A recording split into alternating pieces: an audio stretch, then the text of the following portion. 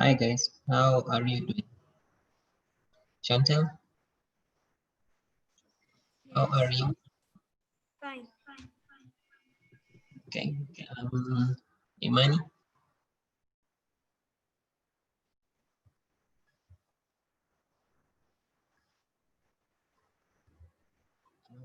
Leilani,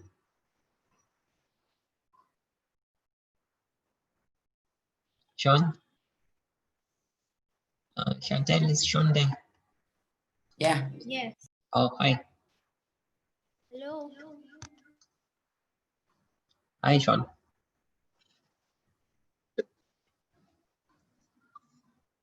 Hi. Okay, so I think everyone managed to do the last, on Wednesday, there's something we were trying out. Did you calibrate for your room? And is it still working? Sean?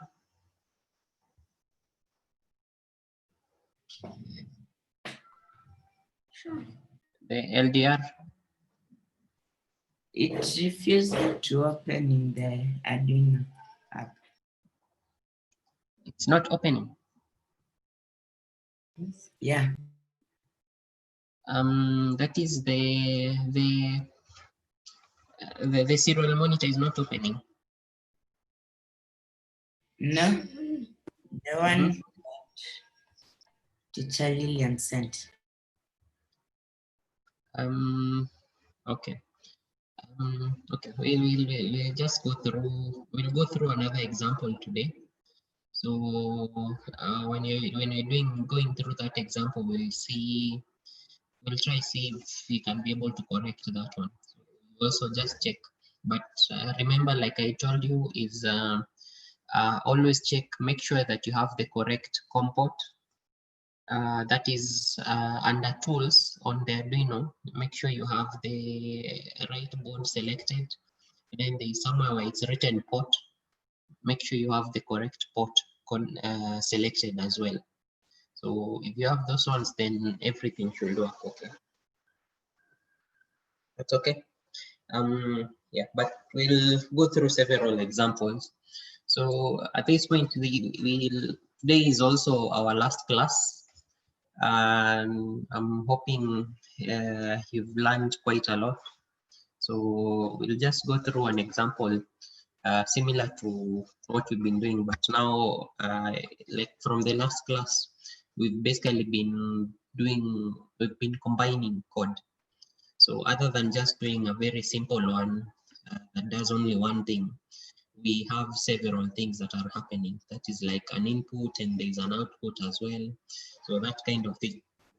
We have input and an output, but the outputs are dependent on what the input is. So yeah. So yeah, it's been an interesting journey all the way from starting from these basic circuits, learning an LED, learning what a resistor is. You've all used all of this and you know now what they are. And these are basic circuits now. And also I remember guys had trouble using a breadboard, but now you're quite comfortable all in using a breadboard. So that's awesome. Also, you've learned a bit more on the Arduino board. Before we started, it was just something very weird sitting in the box. So yeah, I hope you can. This picture is also the dream of getting to this point is also getting clearer, because very soon we're going to do some robots that look like this. Do you see it possible, Chantel? Do you see it possible to do such a robot based on what you've learned to date?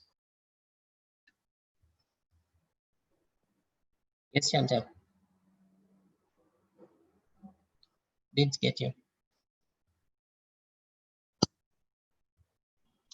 Sean?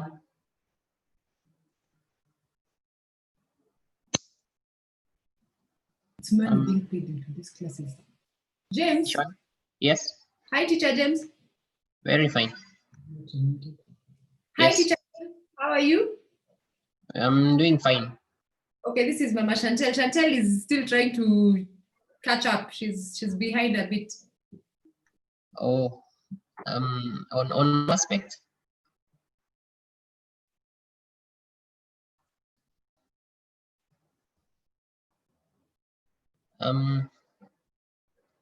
Sean.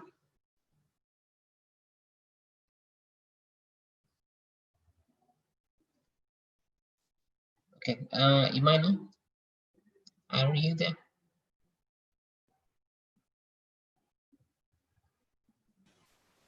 Yes. Okay. So I was just asking, do you see this possible based on what you've learned to date? Yeah. So what you've been doing on App Inventor. Yeah. So we'll be doing this kind of robots soon.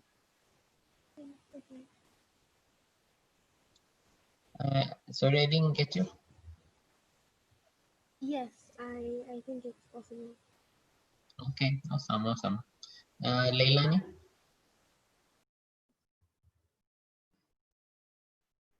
Yep. Okay, awesome, awesome. I like the energy. keep it with the class. So this like we've been doing the introductions of every class. Like we learn one sensor, we learn the next one.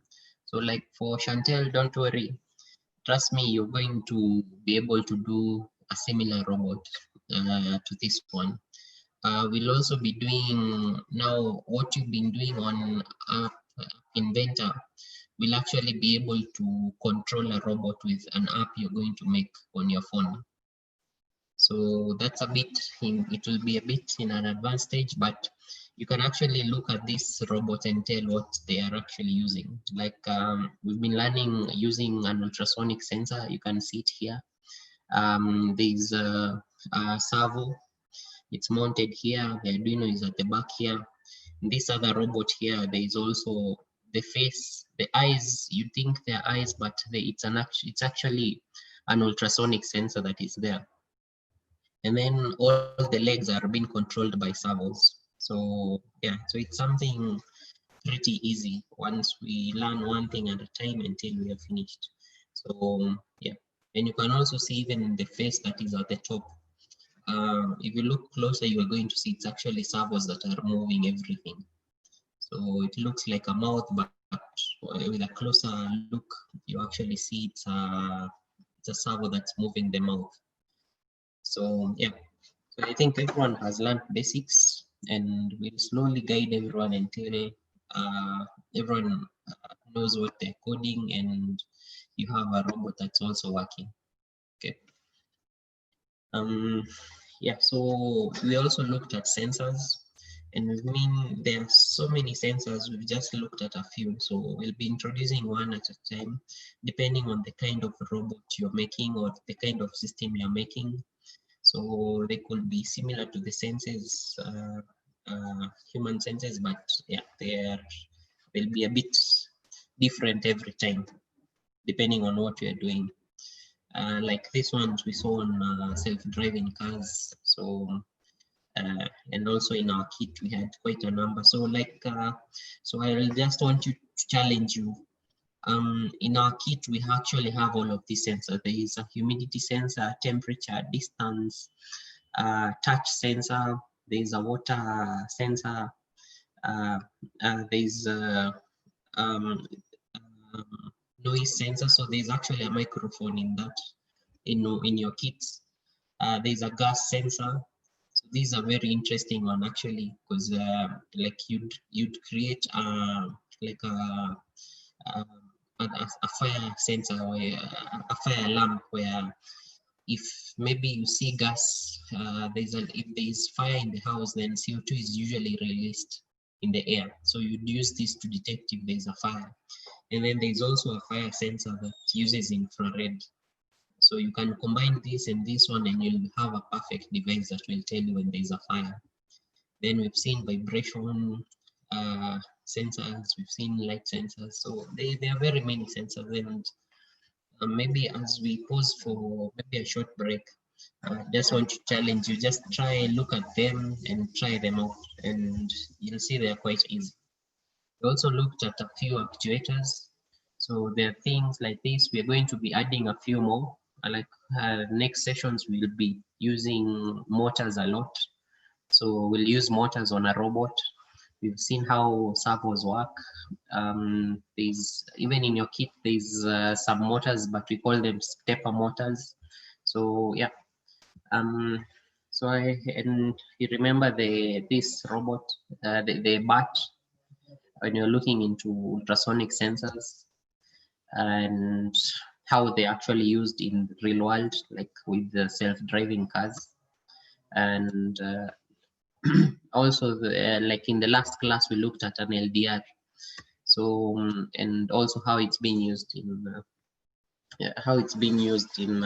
real world to actually save on energy, have like lighting automated, so we don't have someone to always go switch on the street lights. So yeah, but so for today I have an interesting one. It's a bit of a it's a twist, but it's a bit interesting. So let me just I'll share the video. Let me just get the sound working. Okay.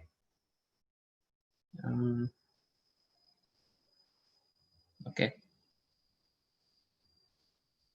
So just watch this.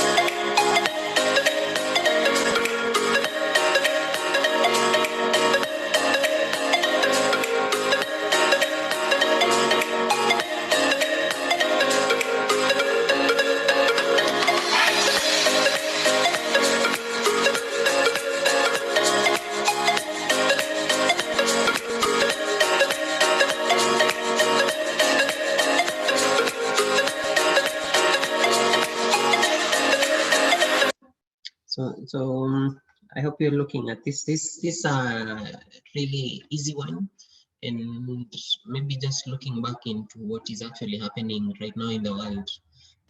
We're in this situation where we have like we have had new challenges where just touching surfaces could actually risk your life, or there's so many.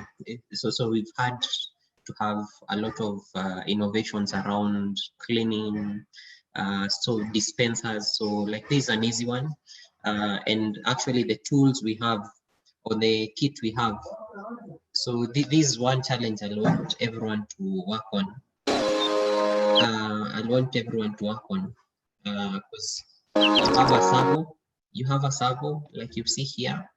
Here they're using a sensor. It's similar to what an ultrasonic sensor is, but this one is using light instead. So when you place your hand here, it actually, and then in the background you have an Arduino that will actually activate the servo, and the servo will click on or will press the soap dispenser, and you actually have soap on your hands without touching any surfaces. So this is very nice. You could also do the same thing with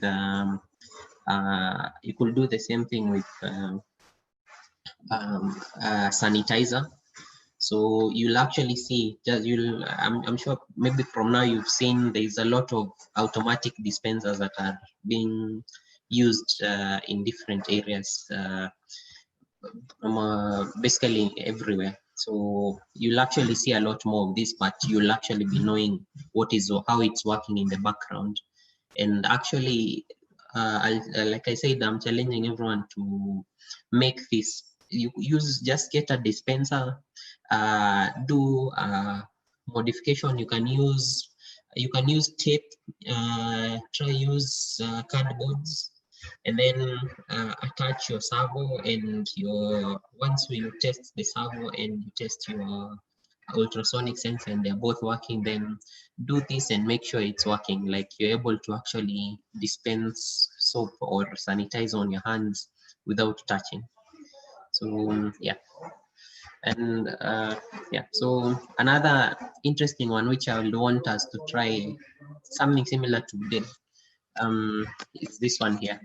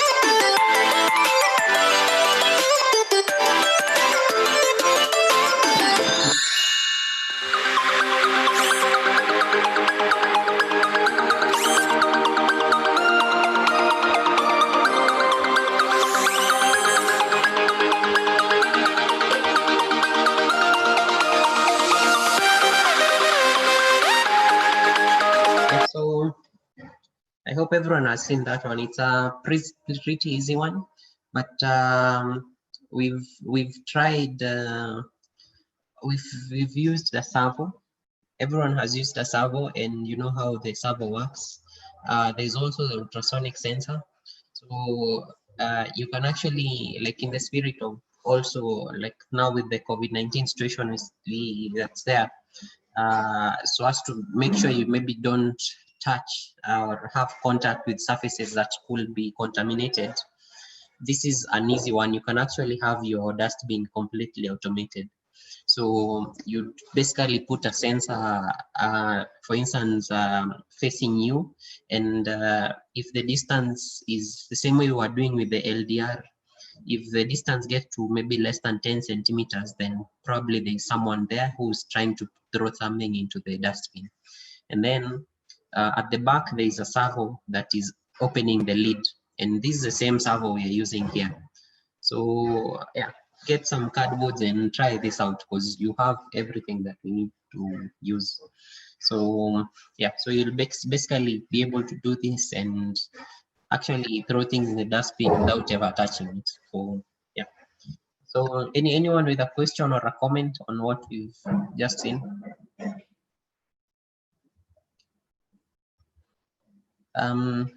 Anyone?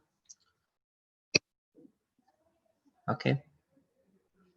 Chantel doesn't have a comment. Okay. Anyone else? Or and can you try them out? Are they good challenges that you can try?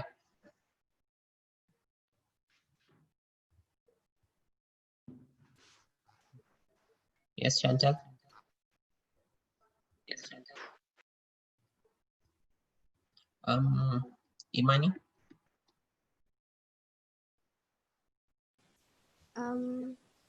Yeah, it's really cool. Yeah, sure. So yeah, I think just try it out. We'll go through one example today, but try out especially like for the one for the sanitizer. It's something that would actually find immediate application that is very helpful even at home. So yeah. Okay. Vin, welcome. And Chantel, don't worry, it's very easy. Like you've seen, it's only 3 parts. It's only the cardboard and just some holes for the ultrasonic. But the interesting thing with these things is once you've done, you know how to do the connections. The other part is just a very simple thing, because now you just plan, you just try it out.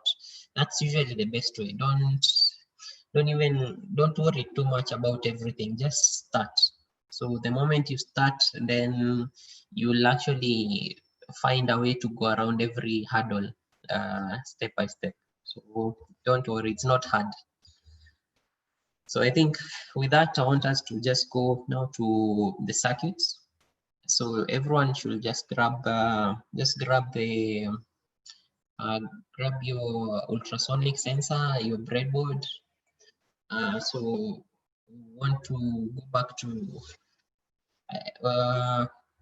the ultrasonic sensor. Did who tried it out?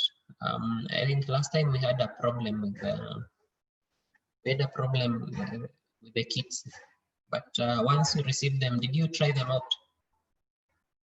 Sean, did you try it out?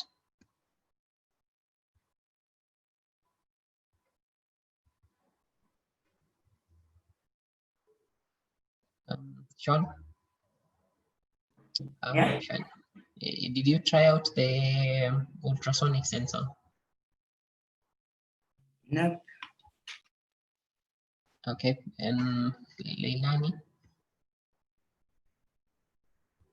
Vin? Did you try them out? Did you try it out? Okay.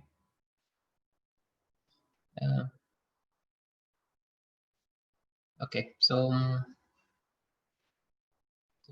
okay, we'll make this. We'll do the we'll try out the ultrasonic sensor today. So just so let's just grab your breadboard. Grab your breadboard and your ultrasonic sensor. So there are several ways we can actually connect the ultrasonic sensor. So this is one way, but and then there's also using the breadboard. So I think let's just try it on the breadboard. It might be a bit. And then also there's other than the jumpers we've been using, there's some jumpers that look a bit different. You can actually insert them into the ultrasonic sensor. Have you seen those ones?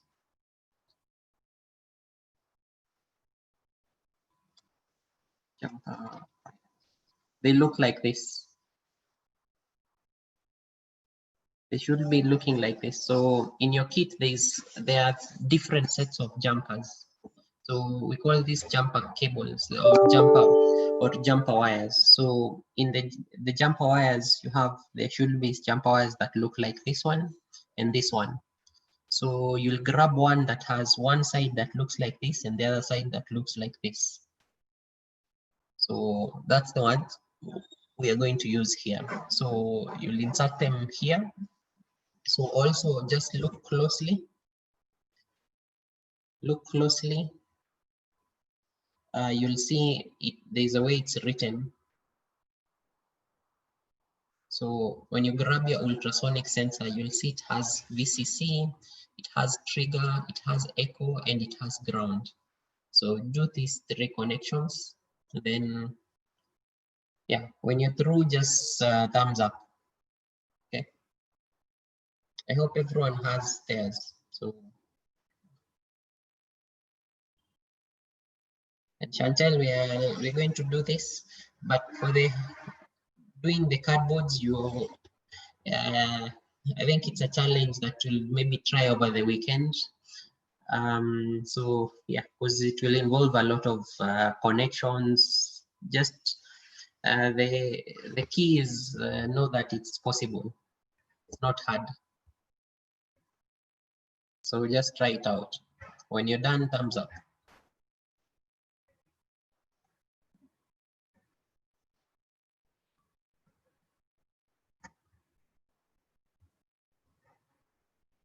Okay.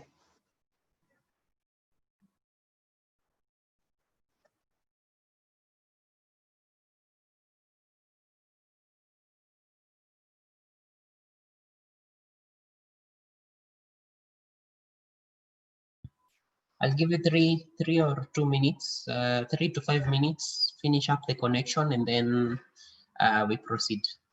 Okay.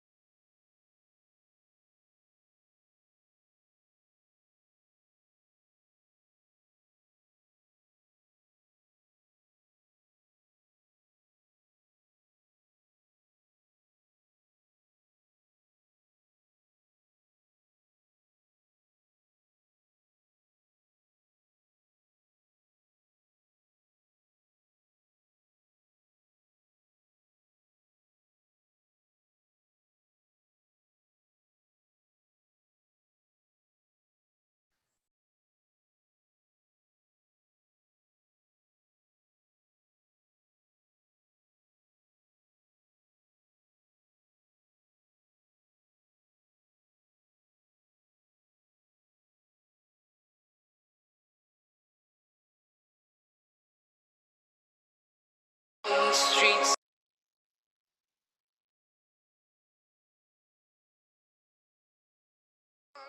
Step by step.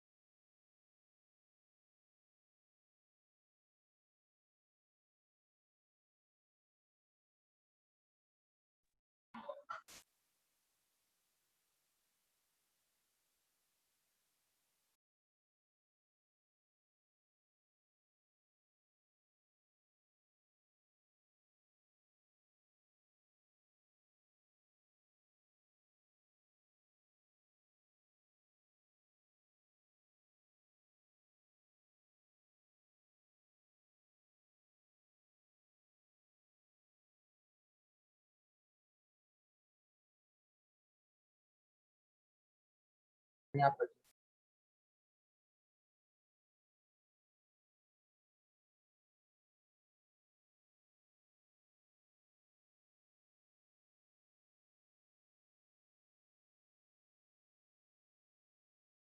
Have you done the connection? Who's done? Thumbs up, please. Okay, Sean is done. Vin, Chantel,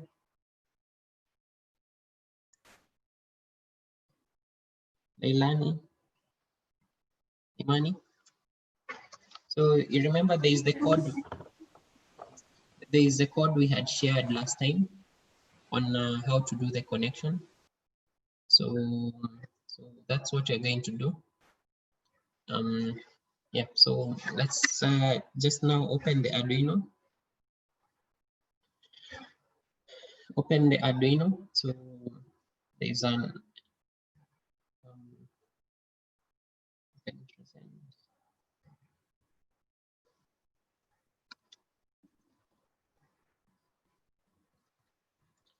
so open your Arduino.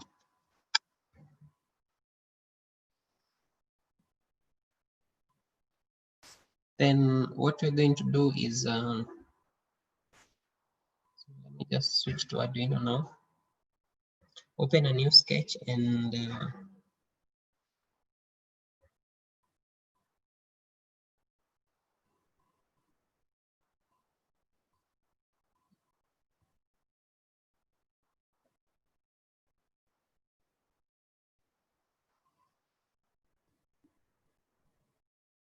so open a new sketch and name it Ultrasonic.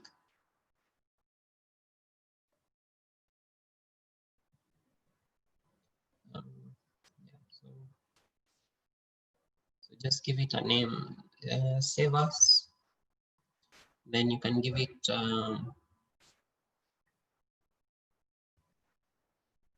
you can save as and save it as Ultrasonic.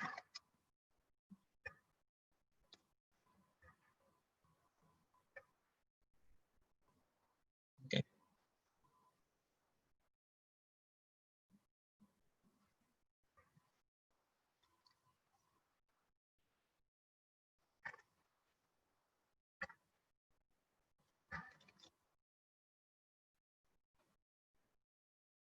Okay. So yeah, so once we've done that, then next thing is so you remember what we had mentioned with the ultrasonic, it has 2 pins. So there's a sensor for you have to define, you start with defining the different things. So first there's the trigger. So we're going to define the trigger pin, and then there's the echo pin. So remember, for the sensor to work, it has to have there are 2 sounds that you make. So one, you make one sound that will now, the first one is supposed to be sent out, and then the second one is supposed to be listened. The echo is for listening. So we've done the connection. Our connections are on pin 9 and int. So we can write trigger pin, which is equals to, maybe this is 9. Just confirm from your connection. So confirm from the connection.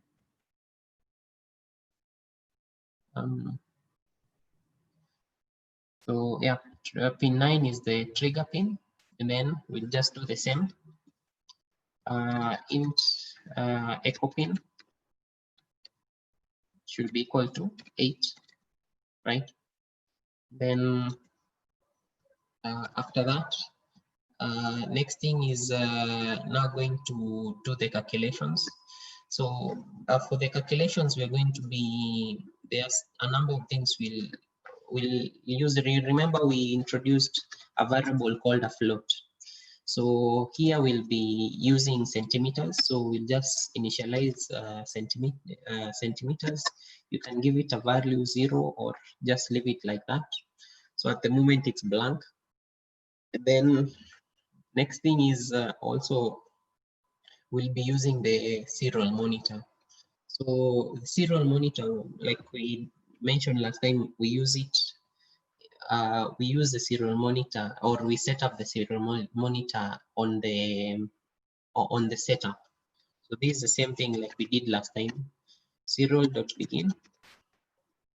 Then we'll give it a speed. So these speeds are usually random, but for now they're not. They're usually quite a number, but for now we'll just use this one as it is. See, Chantel, you're trying to look. Let me just adjust, make it a bit bigger. Okay, that's the size is okay. So then the other thing we're going to do is set up the pins. So we have pin 9 and pin 8. So same way we were doing with the LEDs, which will tell it that this is an output. Pin mode, then we use trigger pin, and then we'll tell the Arduino that this one is an output. And remember to have that one in capital. And then the other one is pin mode, echo pin, right? Echo pin. And make sure you have the like the case correct. So if it's a capital, make sure best way is actually just copy this one and paste it here directly. So this one for the echo is actually an input, since we'll be receiving a sound. So this is an input, not an output. Okay. So this trigger is for making triggering the sound. Trigger the sound. And then this one is literally listen or the echo, right? Okay. So after that, the next thing we're going to do is get into the loop. So for the loop, we'll actually now be doing some calculations. I remember we had mentioned some calculations based on the speed of sound. Since the sound we're making is based on it's a sound, it's just at a higher frequency, but it's a sound and it's going at the speed of sound. So first thing we're going to do is do digital write, so that we make the sound. Digital write, and that is on the trigger pin. Okay, trigger pin, and then we're going to tell it to go high. Then this one is usually it will make the sound for very few seconds, microseconds. So we'll actually be using microseconds, which is a very small figure. So it's faster than you can blink. So it's a very small sound that we'll make, and we switch it off immediately. So next thing is we'll switch it off. So once we switch it on, digital write, so it will go high, and then again we tell it to go off, pin, then low. So this is basically make the sound.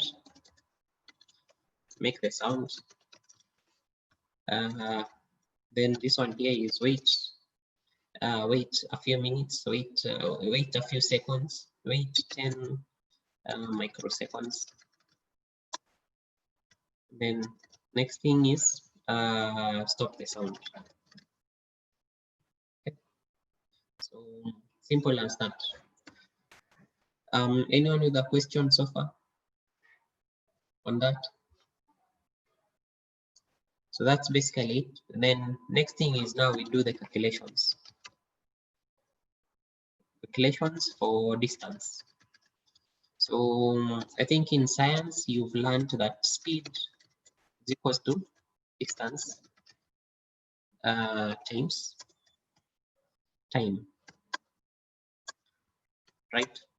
Or distance over time. So or basically, if you want to know the distance, the same formula. It's speed times time. So this basically our unknown here is the distance. So, and this is what you're going to look for.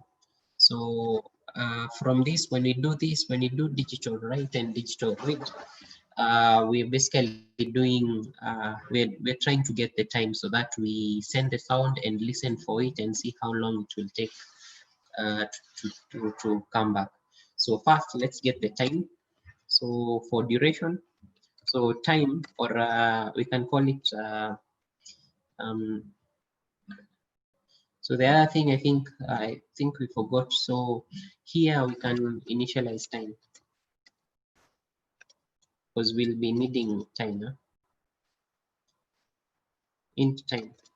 So the other thing, you can't use time with lowercase because it is a function within Arduino. So best way is maybe we can use time as in capital, but best way is you give it another name, of which it can be. Let's give it a float. So let's say time. So time will be equal to parsing. This is just a function within Arduino. So we'll just be listening to the echo pin. So we'll just listen and see how long will it take for it to make the once you've sent the sound, how long did it take to come back? Okay. So just listen for a sound that will come in, and this is when that sensor.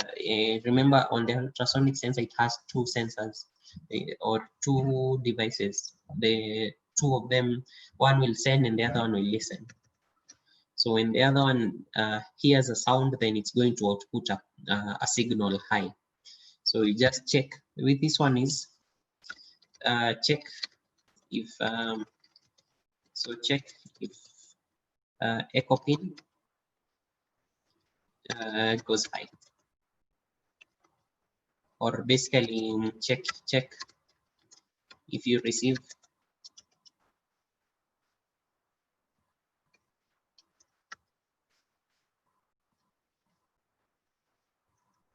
an echo.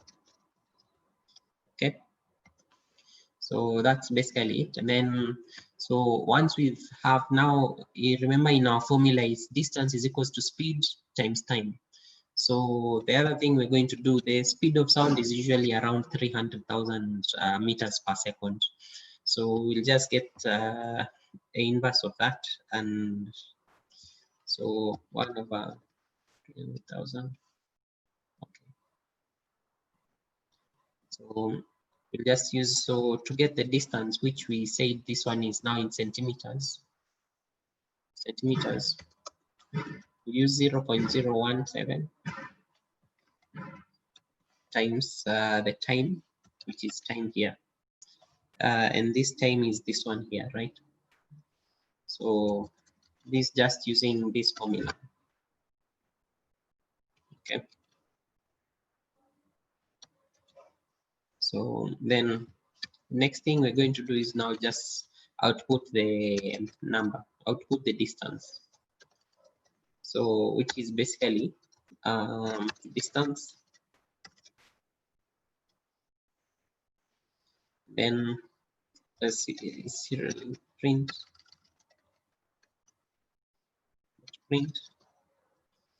Then we have to put the centimeters, right? Then we do the same, or we can basically, this will just help us understand what it's writing. Yeah, centimeters. Can add a space there. And then when we are done, we stop it a bit so that it checks. If we leave it like this, it's going to be doing an output every 10 milliseconds. So since it's too fast for us to read, it's best if we slow it down a bit. So we slow it down a bit. So we give it a delay, say 500 or 1000. I think 500 is good. So there. And then also remember, this should all be within the bracket. So they're the curly braces. So remember to check on those very well. Okay. So when you're through, before you click upload, you always verify. So in case there is a mistake, you can be able to tell that there was a mistake and you're able to correct and be sure everything is working okay. So yeah, like this one here, there is a problem. So if you see, like I mentioned last time, every time if there is a bug, it's going to actually point to you where the problem is. So for instance, in this point, we've used a capital P. See, trig pin, and the one here is not a capital P. So it doesn't know what that is. So you can just correct maybe by changing this to small p's, or you can correct this one here to be the capital P. So you verify again, and yeah, another problem. So yeah, it's basically the same problem.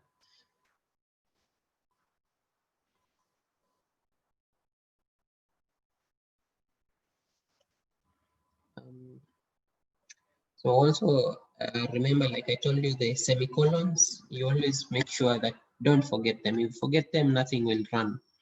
So always remember to add the semicolons, especially when you're writing code with C.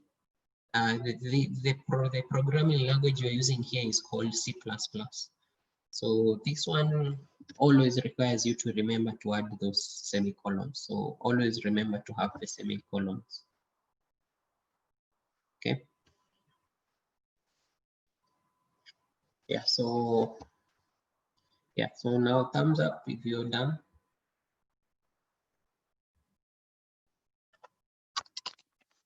If you're done, just thumbs up.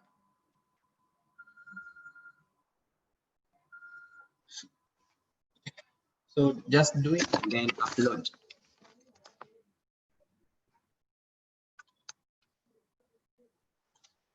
So once you're done, just upload. Upload to the Arduino. So remember, like we mentioned last time, make sure you have the correct Arduino and make sure you have the right port selected. So yeah, is it working? And then once you've done that, just open the serial monitor.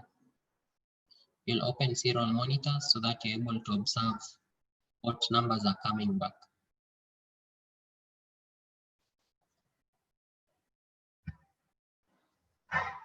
Okay.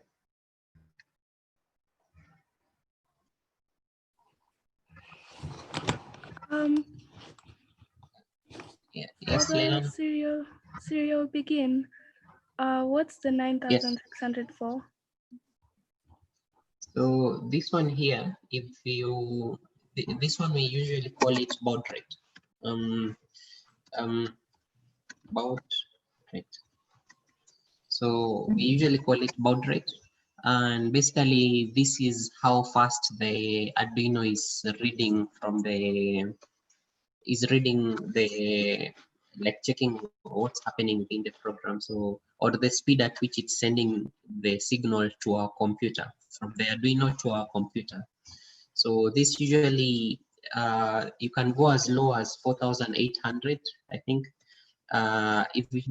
If you open serial monitor, if you've been able to upload, if you open serial monitor, okay, have you been able to upload? I haven't finished writing the code yet. Okay, just finish and then share your screen, and then I'll show you. Okay, so here they actually usually goes all the way 9600, and I think now you can even go to megabytes, almost a million plus. So the default one is usually this one, but yeah, you can do it even faster than this, especially with the new computers these days. You can do it way much faster than this, but there are several of them. I think you can go all the way to 2 million, but you can try the different numbers and you'll see.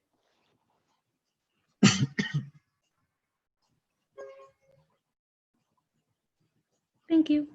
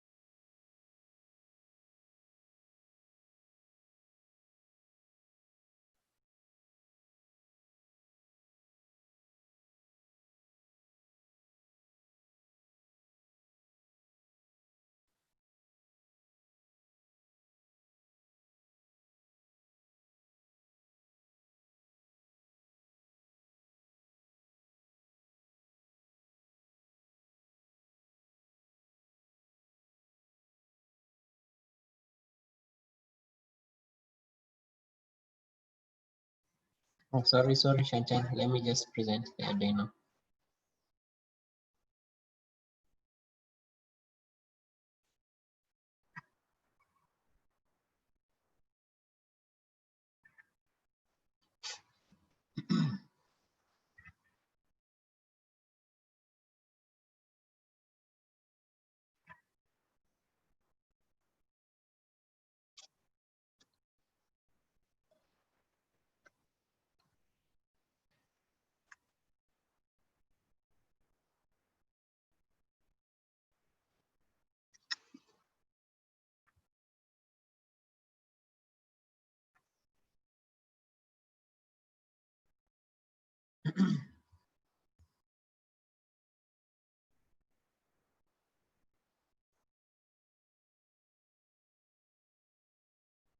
And also, maybe just to understand why we're using 0.0 or how we're actually getting to 0.017.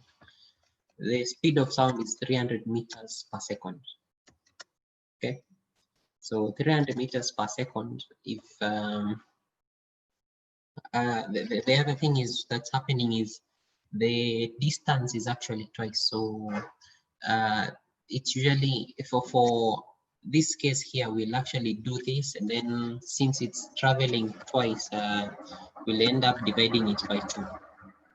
So that's how we actually end up with this number, because also we convert this to centimeters. Yeah. You convert that to centimeters and you divide it by 2, then that's how we actually end up with this 0.17. Then 40 times 100 per second.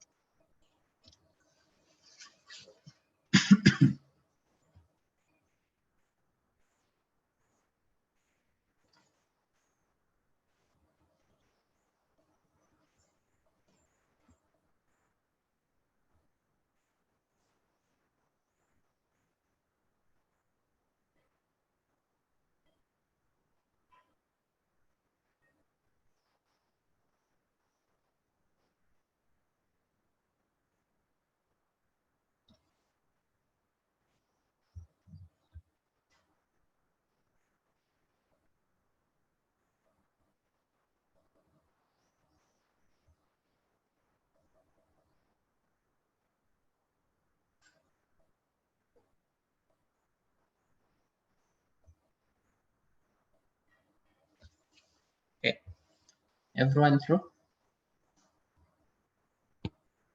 Who's through?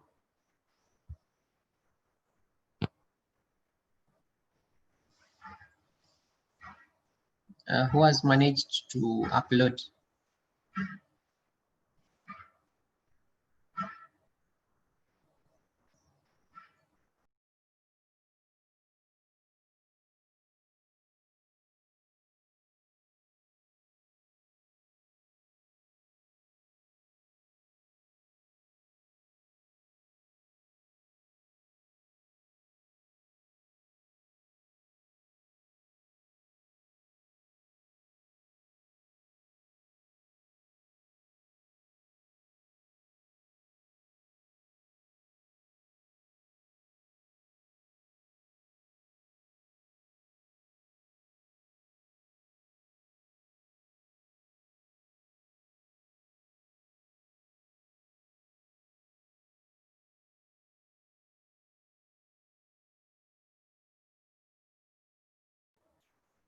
Has anyone managed to upload?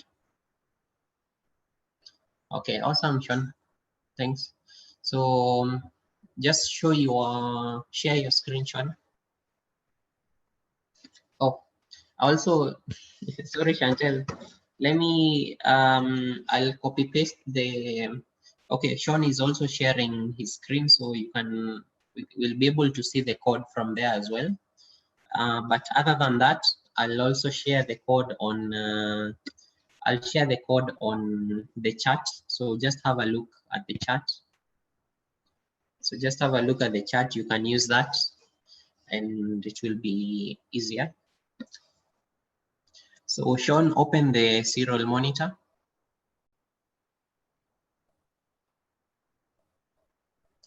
Oh yeah, it's okay. Open the serial monitor and share the serial monitor reading.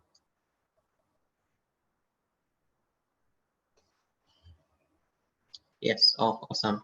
So Leilani, what you are asking about is at the bottom right, Sean, at the bottom right, you can see 9,600. So if you click on that, if you click another one, it will not work. So you can just try it out. So you can go as low as 300. So just try it out, you'll see what will happen. So what the way computers work is you always have if you don't set up the correct speed and the correct speed that it's sending at, and they set up the correct speed that you're reading it will not understand what is coming back. That's why you're seeing it write these funny things here. So if you ever see it writing this kind of gibberish, know that the baud rate you've set is different from the baud rate that you are reading at. So you can try change it, maybe say to any, yeah. And the moment you put back the normal, now the correct speed, it reads the correct value. So Leilani, what you are asking about, you can actually go as fast as you want. But every time you change the speed here, you have to also change on the program and upload. So I see, so for now, if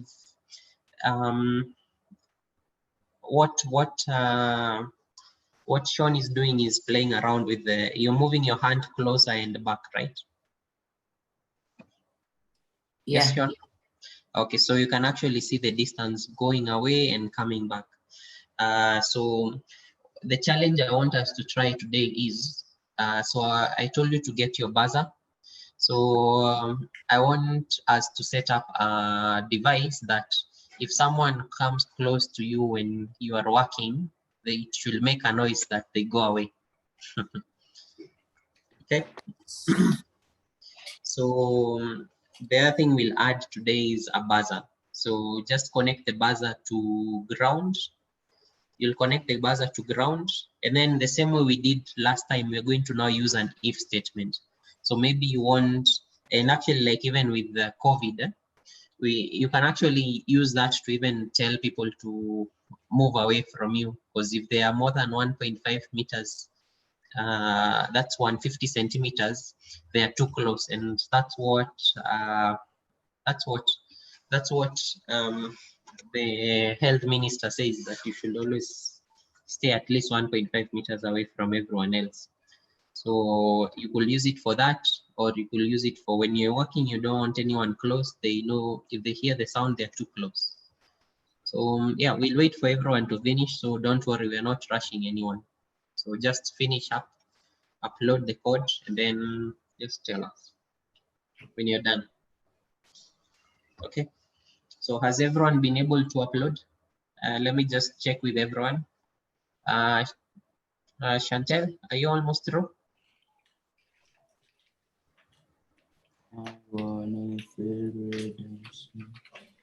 Okay. Let me just share the Sean. Yeah. Just stop sharing, and then let me share the code so that everyone is able to finish.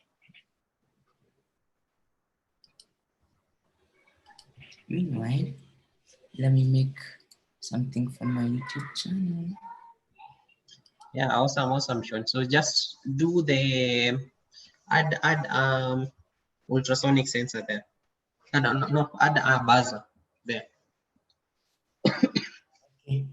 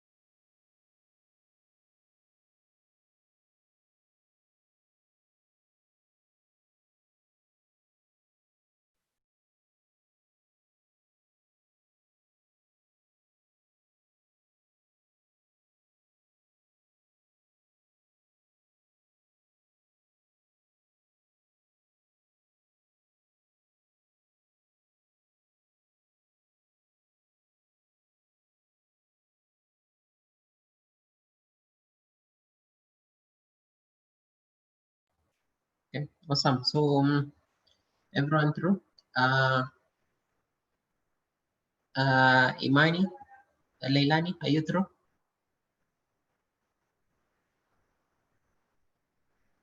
Not yet. Okay.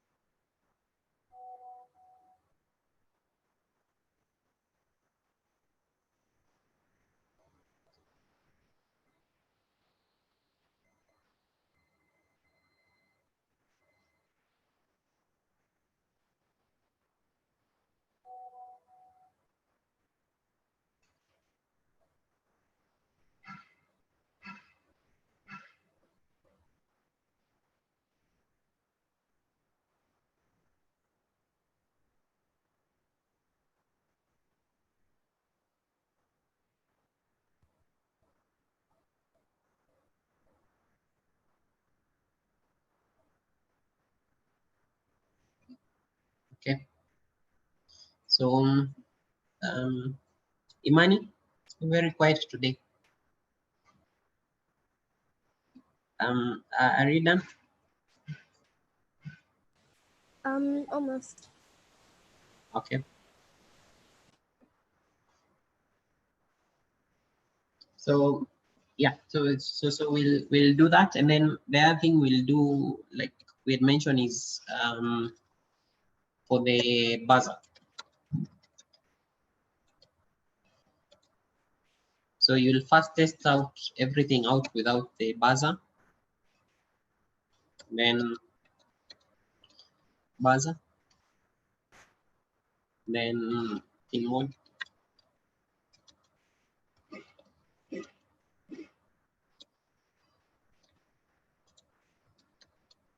So we'll do the same. This is an output. And then, so first get your distance, and then we're going to, there is something we're going to add here.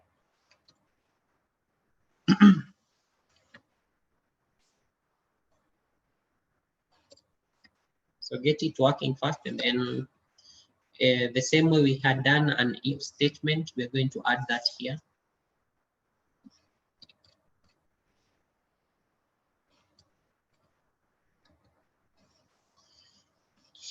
So just do this and then upload, make sure it's working first, and then we'll see.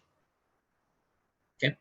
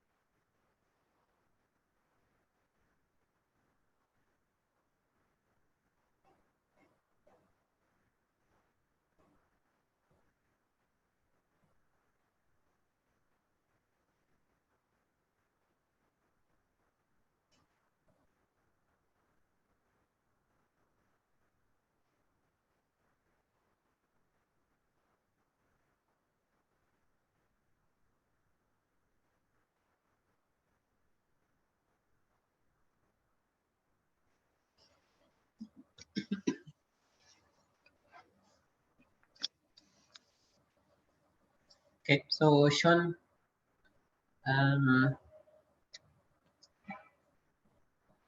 Sean, have you managed to put the buzzer?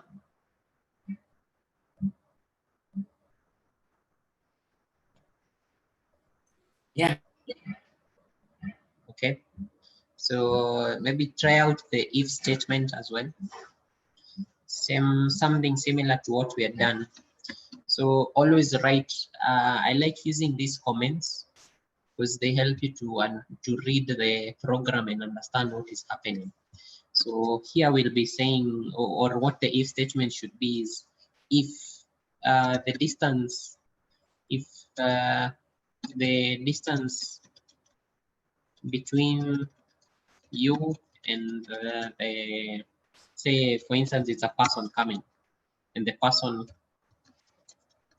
coming is less than 1.150 centimeters, then make sound. So that is what we'll be trying to achieve.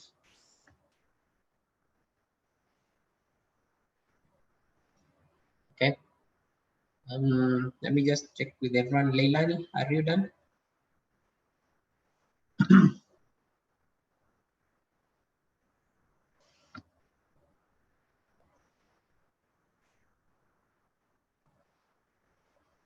Okay, so Chantel, I'm pasting it to the chat. Oh.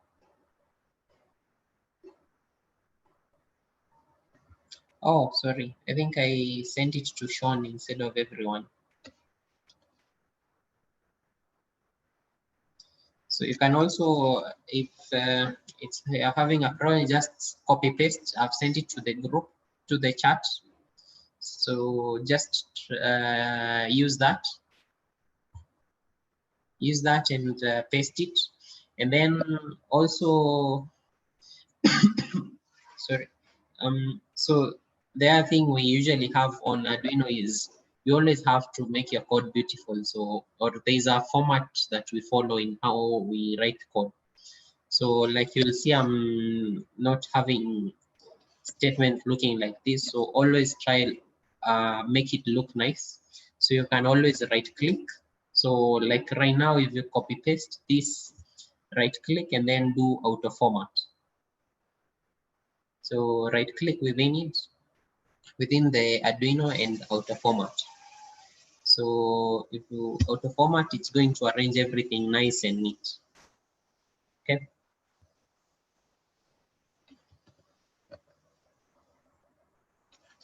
Yeah, so that. Okay. So everyone please upload and make sure your ultrasonic is working okay.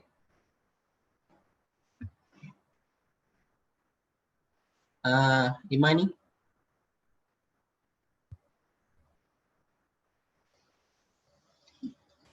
Yes.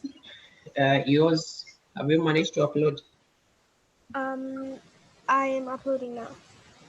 Okay.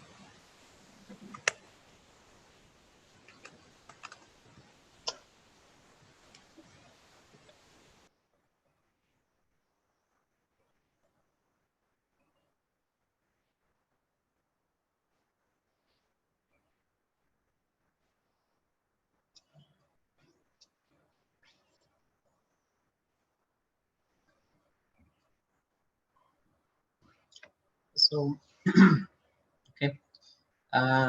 Leilani, uploaded? Chantel?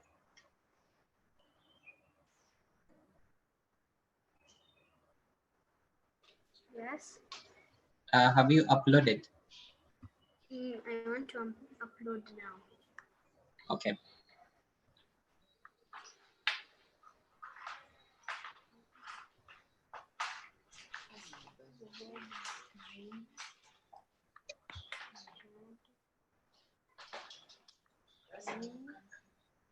Okay. So once it's uploads, open serial monitor.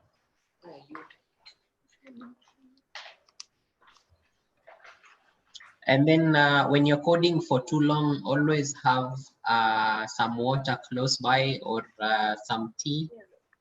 Yeah, it will help to reduce the exhaustion. Okay.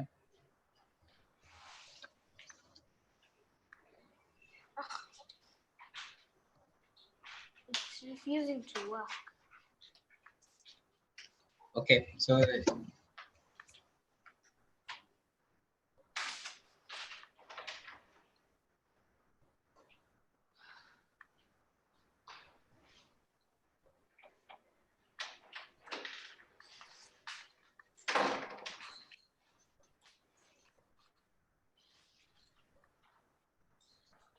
just share your screen.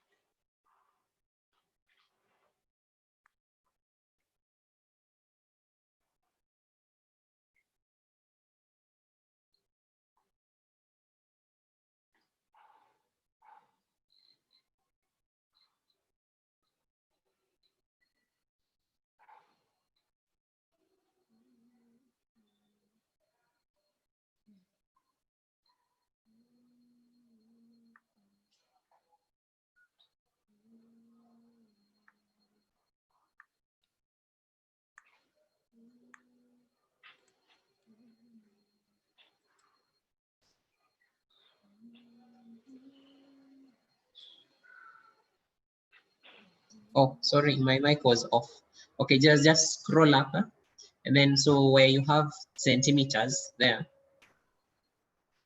just down. So the problem there is you copy pasted and you already have another setup, or you already had the other program there.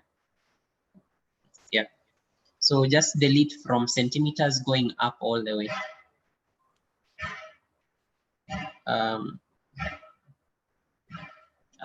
Okay. So you'll delete all the way until where you have int echo pin. So delete all of that and all the way up. Until here. Yes. So select, no, so up. So delete again, all like almost 10 lines until like the first 2 lines. up there.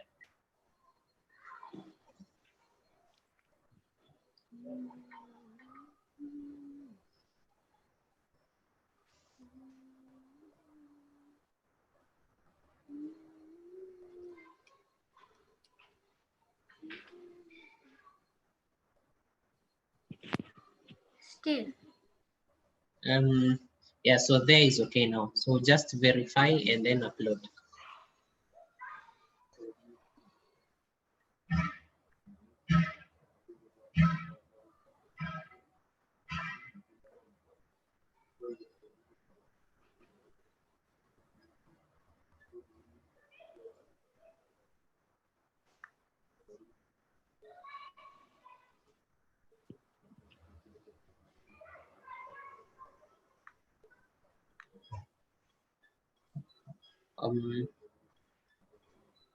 Okay, so now go to tools and then select the correct board. Okay, you have Arduino. Okay, you still have two setups. So just select the code again. Okay, you still have two setups actually.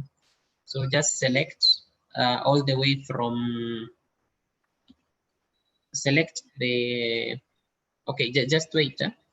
So there's still some problem with the code. So the first void setup needs to be removed. So that void setup and loop all the way down needs to be removed. Delete that. So from float, okay, the line before float point, float time, delete this, the one above. Okay, then delete everything until float centimeters.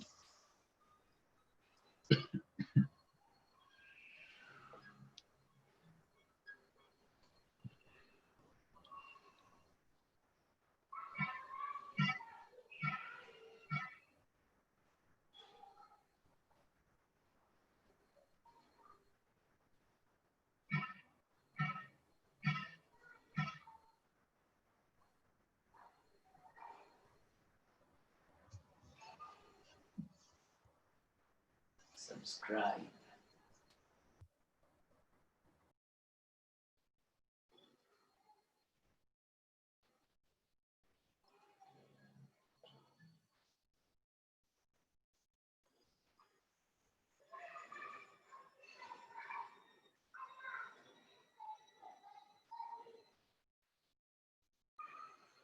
Finished.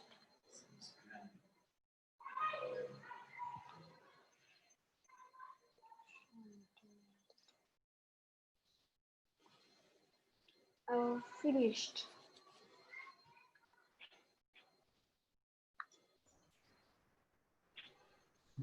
So Chantel, just okay, delete the last line as well. There is a problem. The last line on the, we have 0.017. Yeah, delete until you get to the curly brace. Yeah, again, there. So verify that.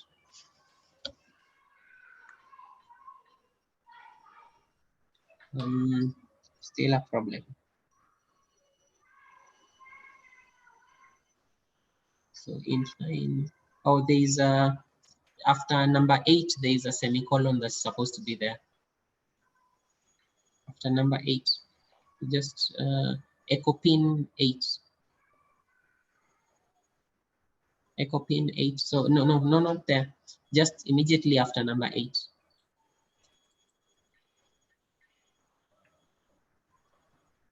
Immediately after number 8, semicolon.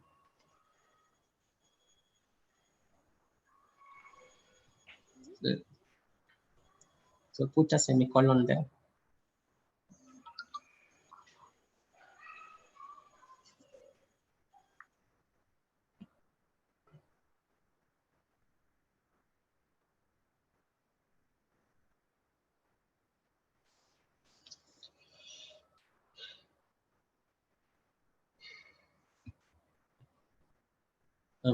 Chantel, have you been able to do that? Semicolon after number 8.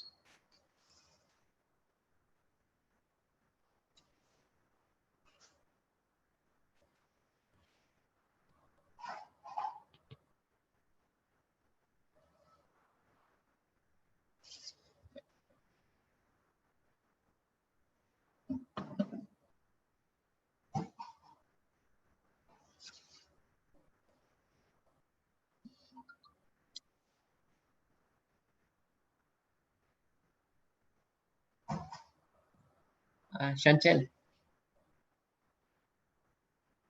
can you hear me?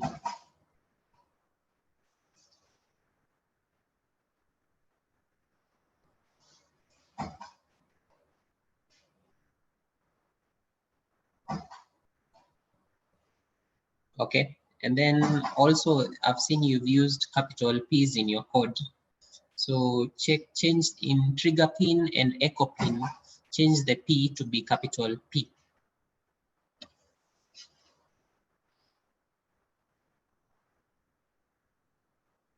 And then also the other one. Yeah. Okay, and then verify. And then also create a new variable, float, and then float centimeters. Enter, enter, and then float centimeters.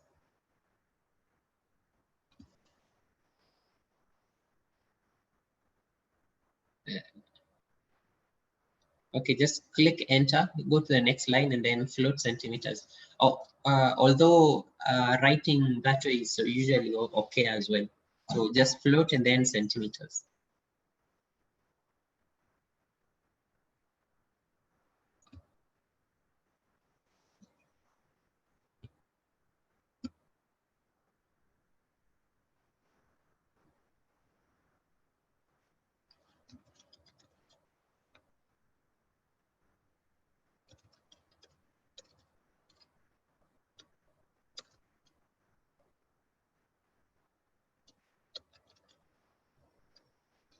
Okay. It seems to still be a problem. Oh, okay. Add add after 500. After the semicolon, after 500, there is a curly brace missing. The last line, all the way down.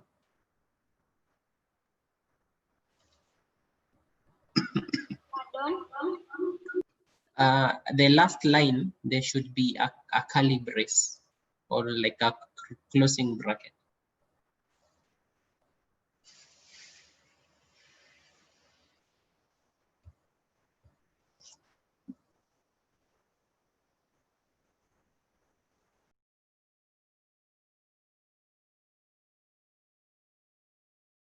On the last line, there should be a.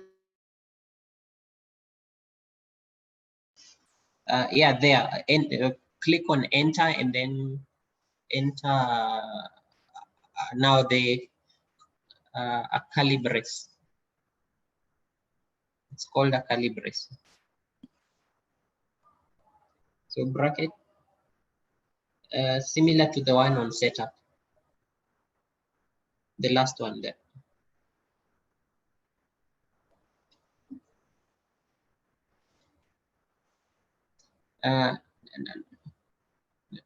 Not okay.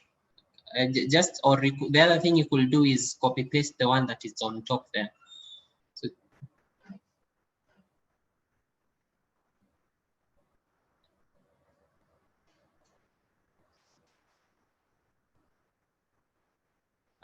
So sorry, not that one.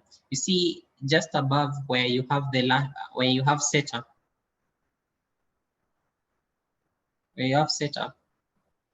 there's that last line, or before void loop. Before void loop, yes, there, just above the void loop line. No, above the line. Before void loop. So, or click up, yeah, copy that one. Copy and then paste it down after, copy it, paste it there. Okay, so verify.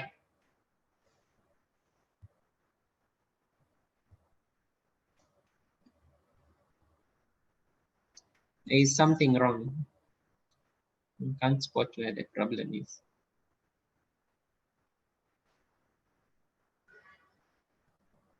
So check.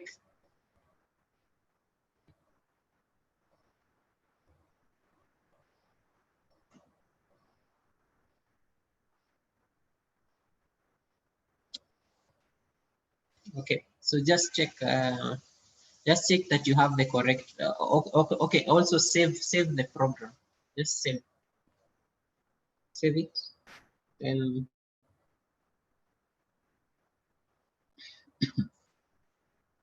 okay, and then check on tools.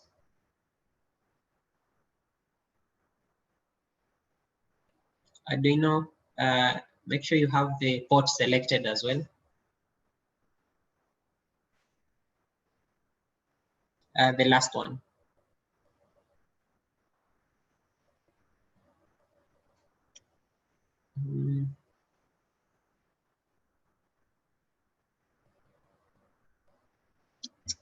Okay. Verify.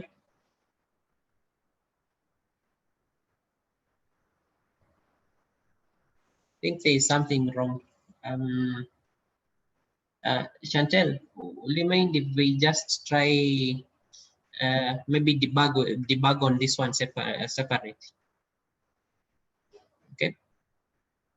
I think there is something else that's wrong.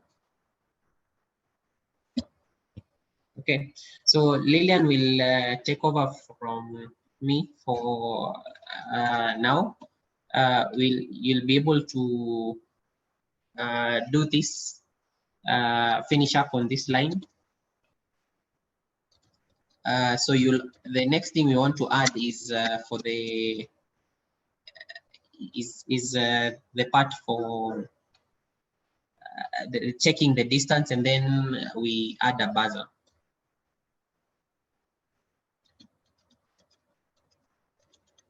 Okay. So Lillian, please just take over. So on now handling the conditional statement.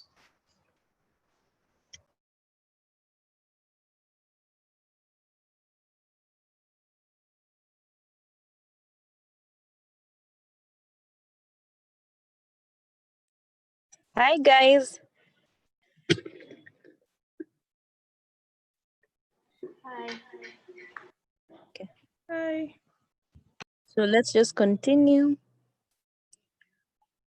Have you already connected the buzzer to your circuit? No. No. Okay. Just pick a buzzer and place it on the breadboard. Yeah, that was the buzzer.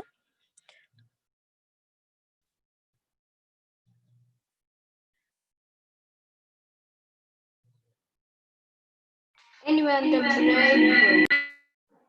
What? Anywhere on the breadboard. Yes. Anywhere on the breadboard.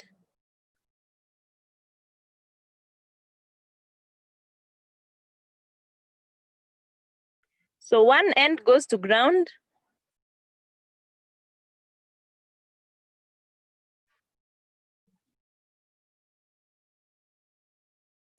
Where? No, the buzzer has 2 pins, right? Yes. So one pin, look for the one that is okay. When you check, there's a positive sign. Are you seeing that it has a plus?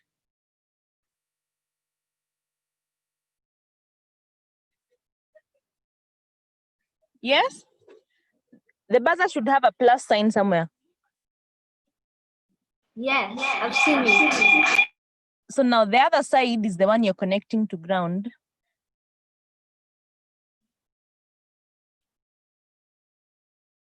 Okay.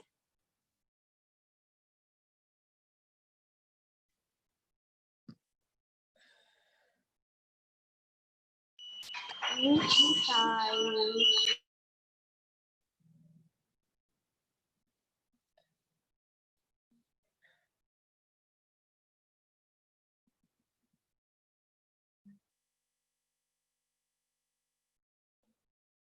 Yes, everyone has found their buzzer. Leilani? Imani? Yes. Everyone has found their buzzer. Yes. Okay.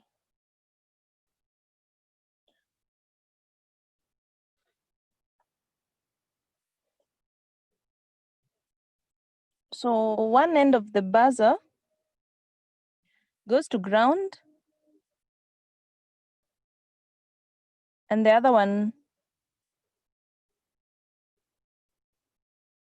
goes to pin. Which pin do we use? Maybe we can use pin 13. Are we using pin 13 already?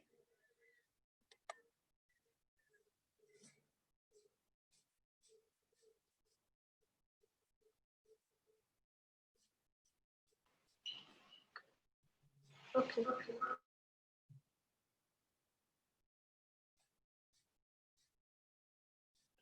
Uh-huh.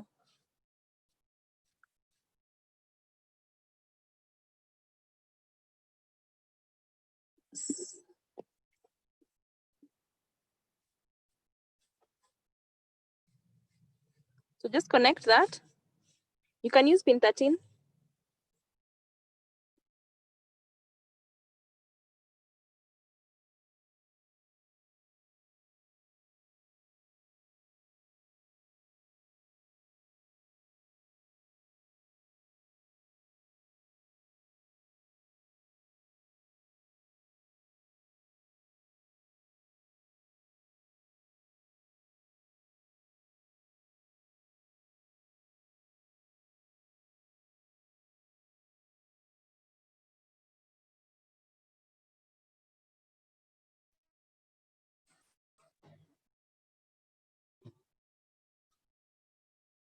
Have we connected?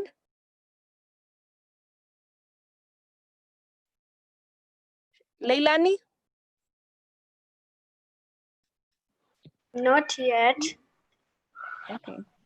So just Yeah. pick a buzzer and connect it to pin 13 and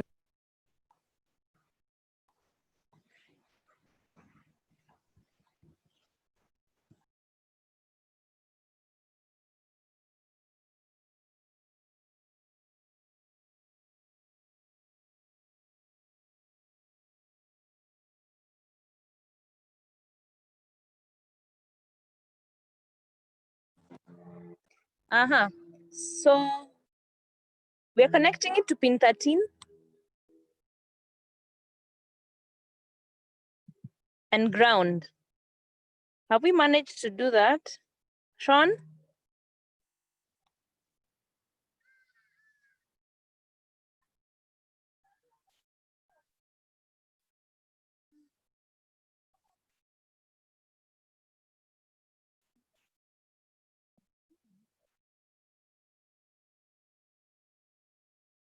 Sean?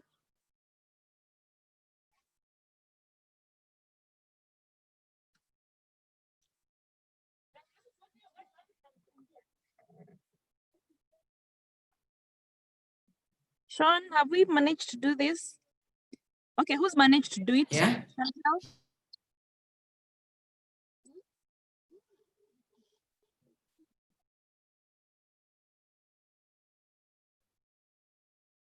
Leilani? I connected it.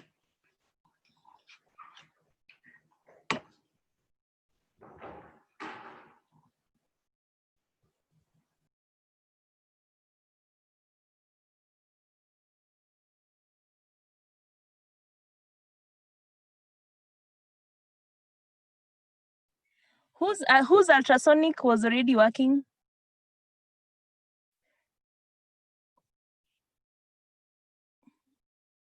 Leilani, was yours working?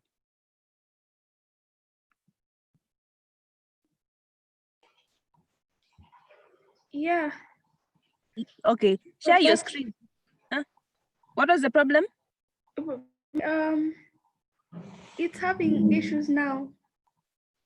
Okay. Sean, what about yours?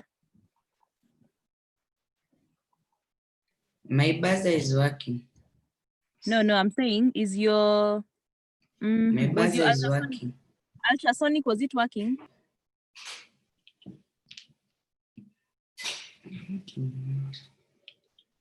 Was your ultrasonic working earlier with the code that you had?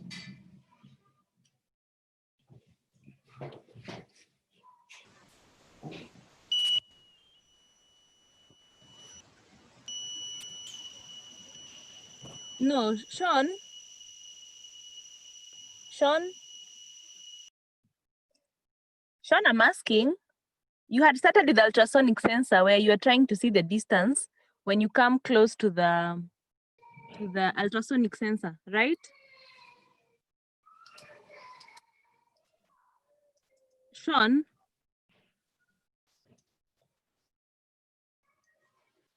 Sean,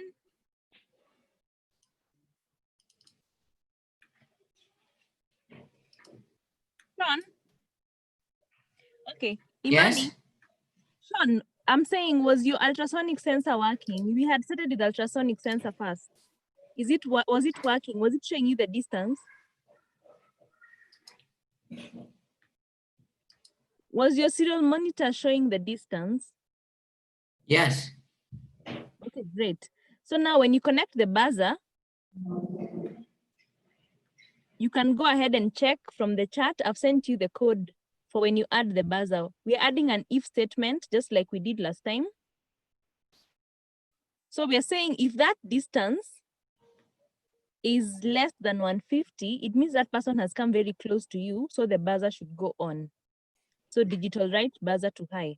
And we're also saying if the person is 150 centimeters away from you, is past 150 centimeters away from you, so it should go low, okay? Meaning that the distance is safe, okay? So just check the code that you already had. What we have added is we have defined the buzzer pin 13. So just where we're defining the integers, just write int buzzer equals 13. Check from the chat, int buzzer equals 13. Can And you then send also, again? yes? Can you send again? Okay.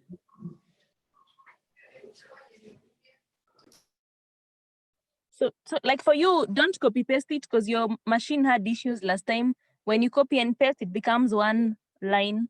So just add int buzzer equals 13. And then add the if statements at the end there. If centimeters is less than 150, the buzzer should go high or it should go on. Else, if that distance is greater than 150, the buzzer should go low, meaning that it's a safe distance, okay? Are we okay? So Sean, what values was your ultrasonic sensor giving? How many centimeters? Like what was the range? It's 170. Okay, so it depends basically on how far the obstacle is, right? Yeah, it's So mostly on 170. what about when you bring it close to yourself? What if you bring it really close? It reduces, right? Yeah. So what we want to do is, after you have updated your code with this if statement, you're going to now just place the ultrasonic such that it faces you, and then you can walk away from it. So when you're near it, the buzzer will go on. But as you move away, when you're 150 centimeters or 1.5 meters away from the buzzer, it's going to go off, meaning it's a safe distance. And then when again you start coming towards it, it's going to go on, meaning, yeah, distance, so don't come close. You get? Okay, so everyone, what we have added is, check from the chat, we've initialized the buzzer that we have defined, its pin is 13. And then we have added the if statement at the end there. So at the top, where we have initialized the trigger pin to pin 9, we've initialized echo pin to pin 8. We've now added a buzzer and we have initialized the buzzer to pin 13. Because in our circuit, the positive side of the buzzer is connected to 13 and the negative side of the buzzer is connected to ground. And then we've added the if statement. Okay, so if centimeters is less than 150, centimeters is the distance now.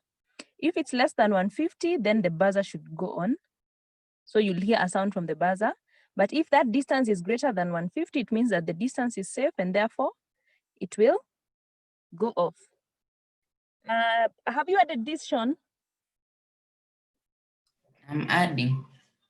Okay, Leilani, you can just also add Imani, Ven, Chantel. Chantel, maybe what you can do, since your code was having issues, just copy paste this entire code to your device. Chantel, Yes. I'm saying, when you check in the chat, you can copy and paste the code to yours. Although I feel like yours will also become a straight line. So maybe just go through your code again, follow what I've sent in the chat, and just check line by line. Okay? When I try and copy it, it refuses to work. Okay. We'll work on that then. Maybe you can just, whatever you had typed earlier, just check from what I've sent what the problem might be. Just check if there's a semicolon that's missing, or if it's a bracket or a curly brace. Okay? But in the meantime, Sean, how far are you? You are on the if statement?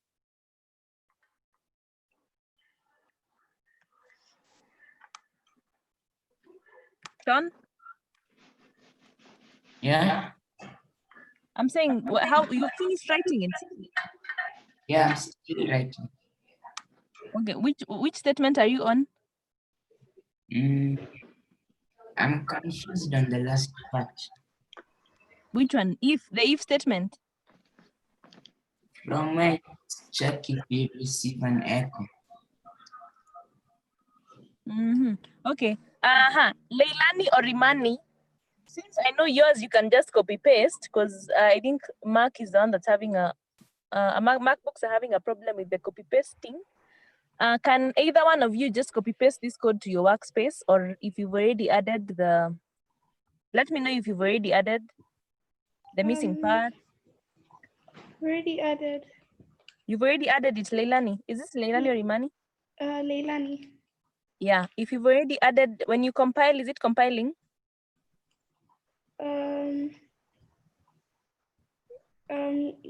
Yeah, yes, but it's not uploading. Okay, just share your screen. Okay.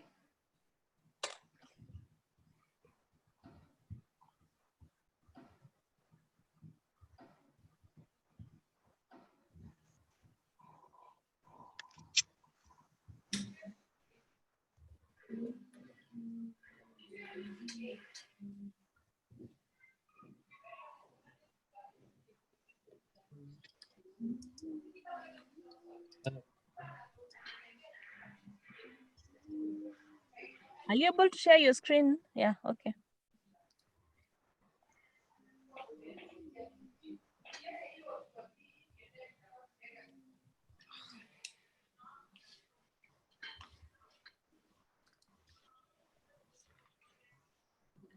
So just share the Arduino page. Okay. So pin mode.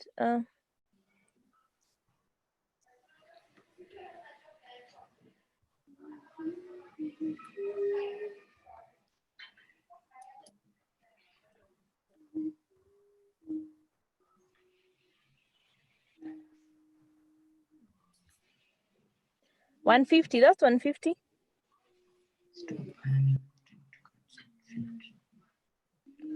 Leilani, that if centimeters 150.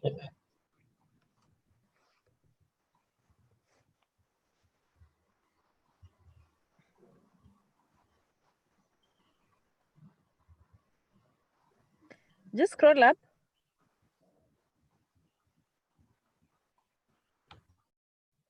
So int buzzer 13, not 130.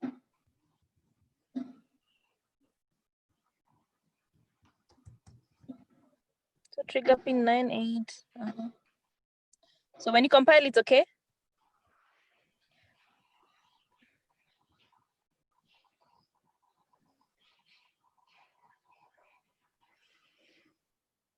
Okay, go to tools.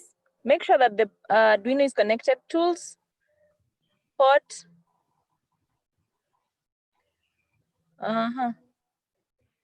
Okay, it looks okay. Okay, just upload again.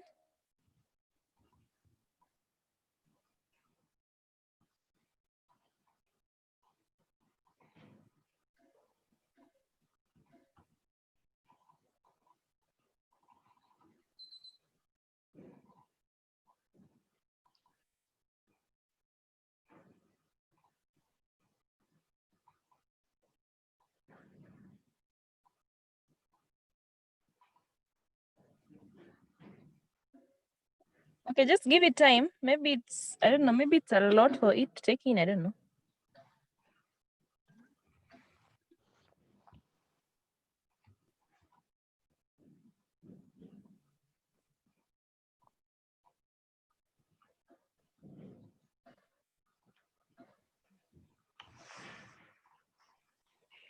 Uploading, it's taking long, but let's just give it time.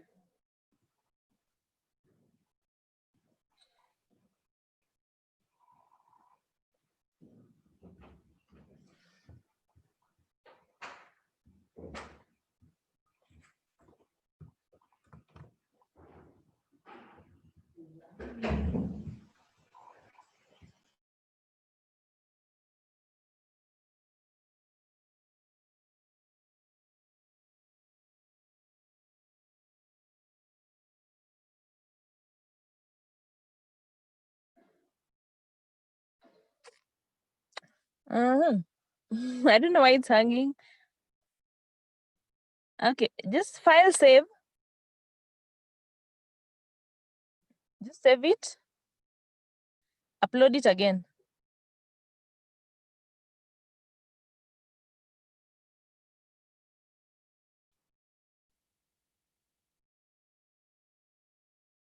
Programmer not responding. Uploading. Okay, let's just wait and see.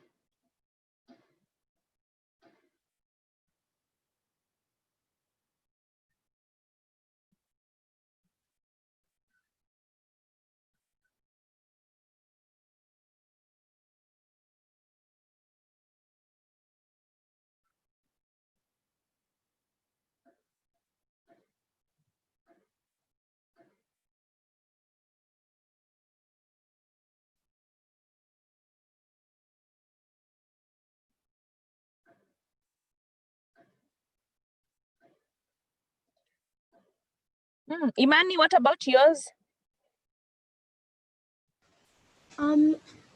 It was working before I added the extra code at the bottom, but it's not working now. It's doing the same thing Okay. as Leilani's. Leilani, just scroll down. I want to see where last part.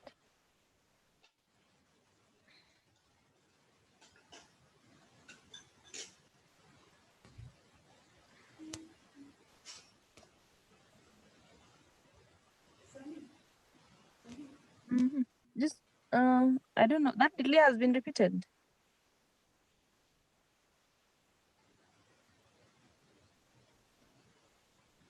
The delay is only one. Check from the chart. The delay 500 is just one. So delete the last one. After the curly, okay, just delete delay 500. Delete one delay 500. Delete that line. Yeah, that one. Yeah.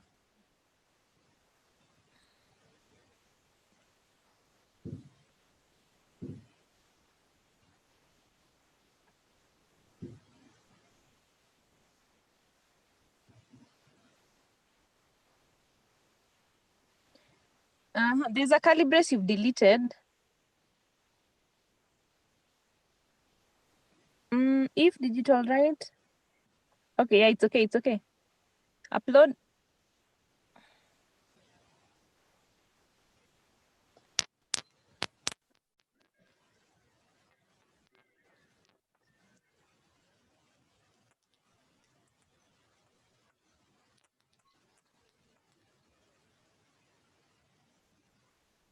Okay, Chantal's laptop is going off. So Chantal, maybe you can just walk to where Sean is seated and then we do it from his for now. Please. Is that okay?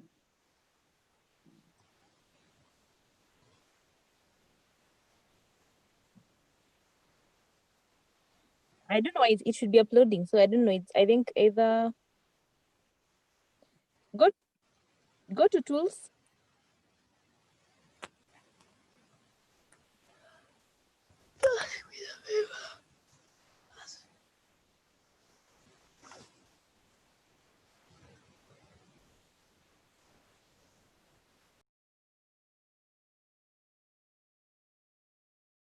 Go to tools.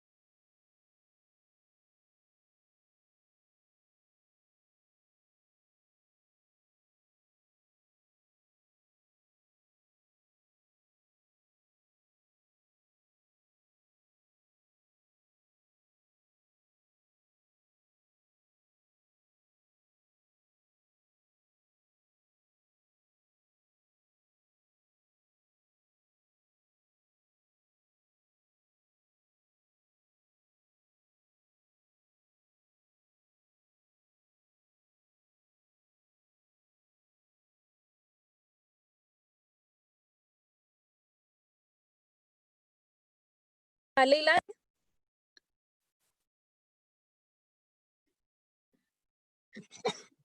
Excuse me. Leilani, are you seeing where we've initialized, where we've defined pin mode, we've defined our output and input.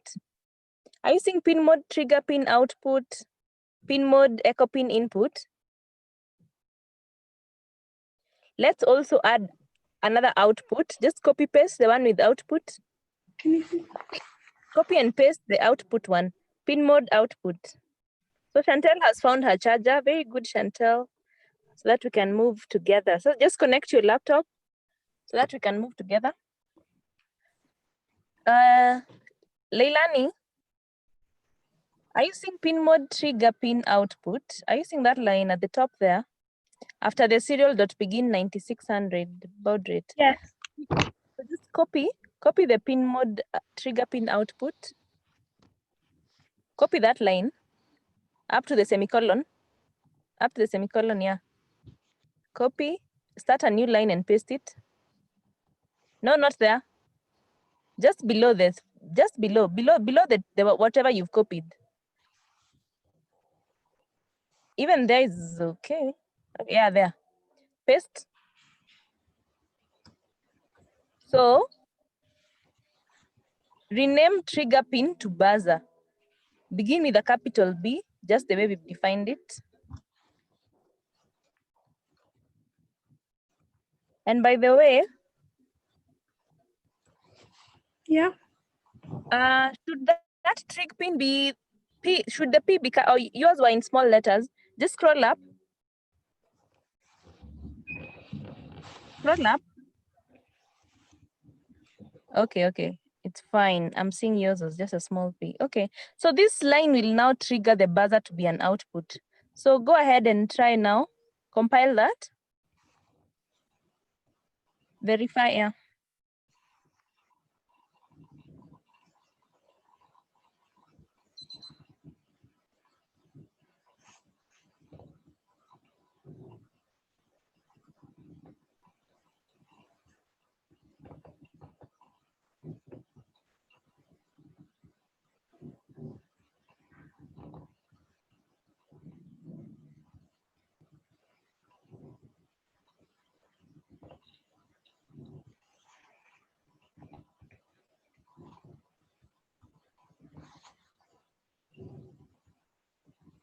So Chantel's buzzer, she says, is not working. So, Sean, how far are you? You've been able to write, as you wait for Leilani's code to upload. Sean, how far are you? I'm done. Okay, is it working? The sensor is just showing 0 centimeters. Are you very close to it? Can you move away and see?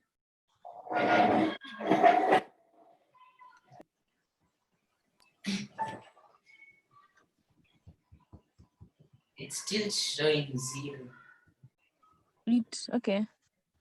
It should have, is there anything from the buzzer? No. Okay. What you, Leilani, Save this project and then open it again. Save it and then close Arduino and then open this project again. Maybe there's just an internal bug that needs you to. Problem uploading to board, overdue, not responding. Okay. Sean, share your screen. Leilani, open it again now. Go to where you had saved that project, ultrasonic sensor. Should be somewhere where your Arduino files are. Hello. Your code. Your code. Where's your code? Show me the code. Share the page with the code. Pardon? Share the page with the code. This is the serial monitor.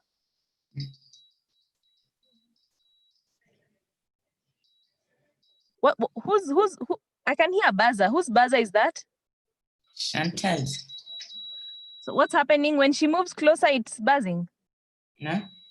She has Oh, just she's testing the buzzer alone. yeah. Okay.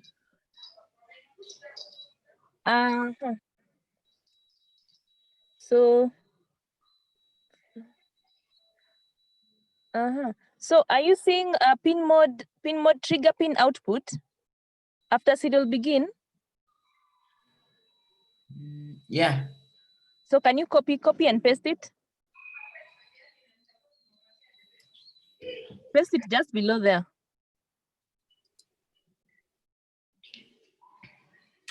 Enter. Paste. Okay.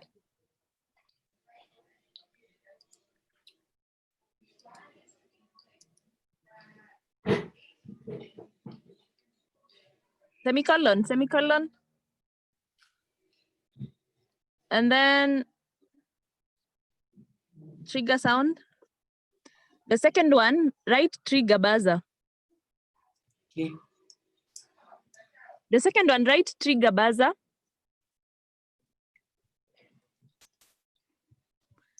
And then rename trig pin to buzzer.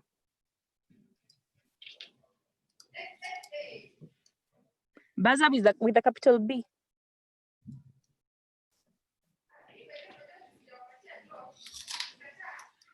So now upload that.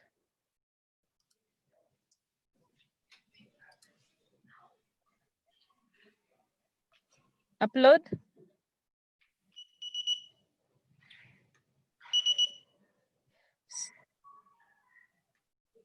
So are you close to it? Yeah, I'm close. So I think that's why it's buzzing. So just walk away from it and then try come back closer. Walk away and then walk towards it. It's showing 0 still on. The serial monitor is showing 0, so there must be a problem where it's calculating distance or something. Centimeters 0.0. Sean, share the whole screen, like the code and the serial monitor as well.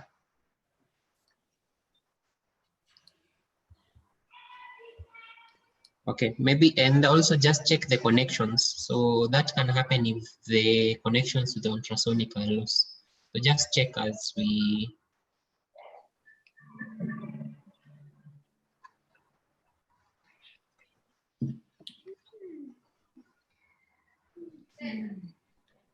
Are the connections tight and? One wire had come out. Yeah, that's why it's showing the 0. Yeah, there it is. Great. Yeah, so now just actually keep this window open and then walk towards it. So it's less than 150, it should make a noise. Is it making a noise? No. Okay, let's see the code. Now, can you also make sure is the buzzer, is it on pin 13?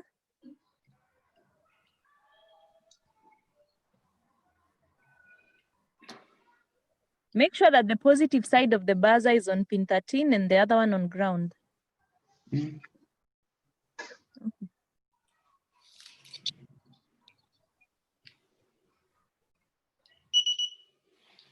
Yeah, it is.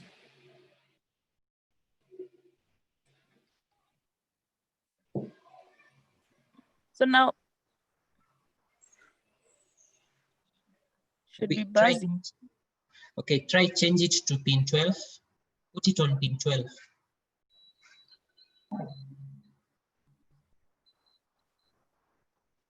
And then also on the code, change to 12 and upload again.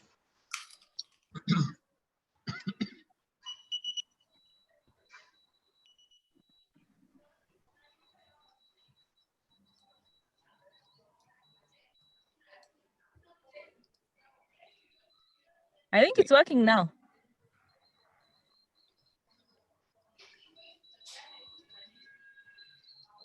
It's not making any sound. Let me see the code. Just okay, yeah, so put them separate. Okay.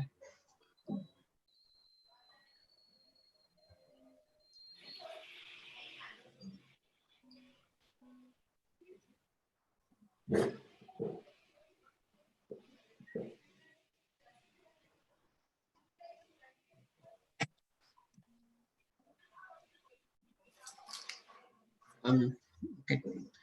So open the blink sketch. Okay. Just the file examples link, and then just upload that one and put the buzzer on pin 13.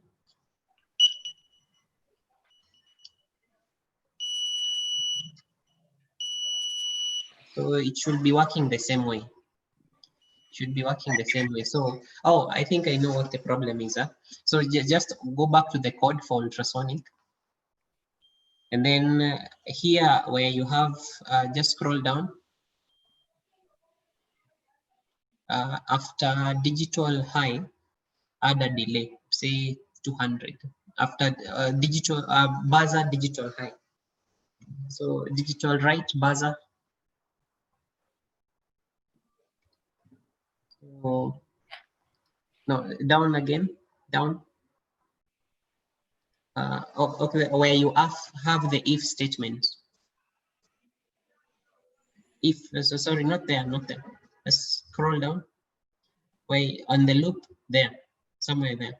So after digital buzzer is high, enter, then give it a delay, say 200.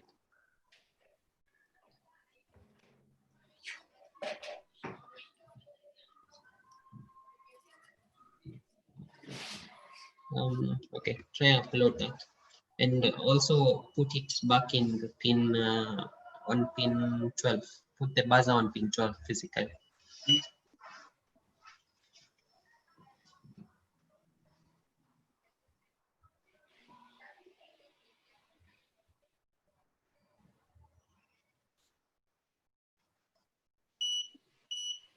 Yeah, it's working. Yeah, so now walk away. It goes quiet. Then, so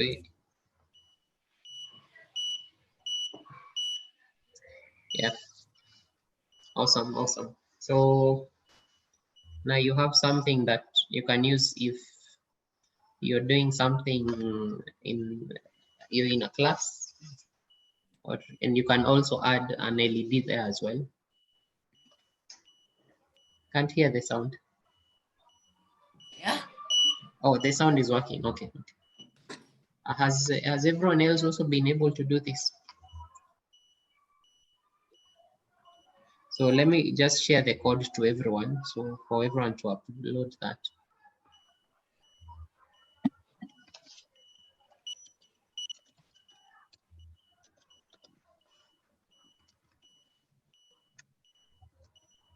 So the problem with the code there was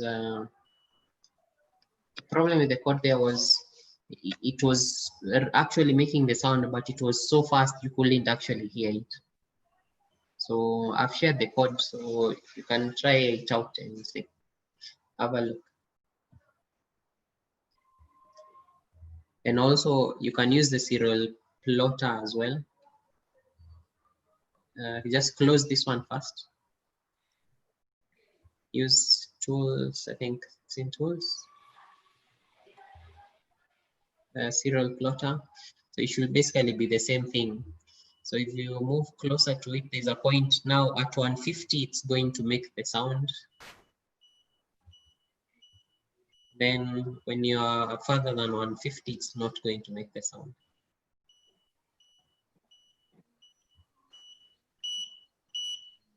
Yeah.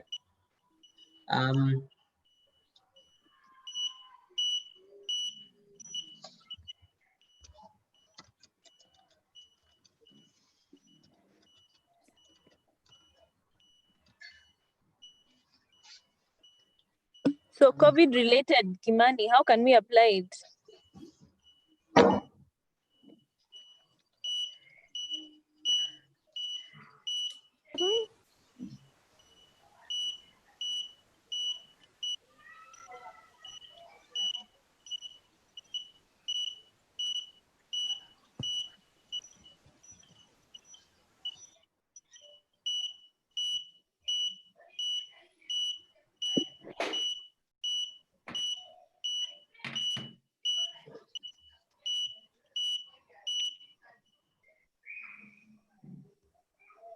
So the other interesting thing is just I think yesterday there was a competition, a global competition, and for Arduino, and the one who won had a setup where he had an ultrasonic on his head, and if someone got too close, then, or it basically was helping him keep the social distance. So if someone is too close, then it makes the noise. If someone is too far, then it's okay. So this actually won that guy a lot of money and a lot of opportunities. So it's nice. So that's like one area you can actually, I'll share a picture of that, and you'll have a look and see. It's really nice. But also in our case here, we were saying you can actually use it to just help you manage how maybe you are working and whether someone is disturbing, if someone interrupts you. Okay.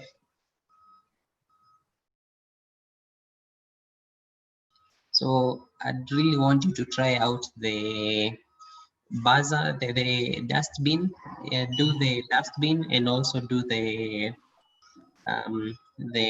automatic hand sanitizer. Okay.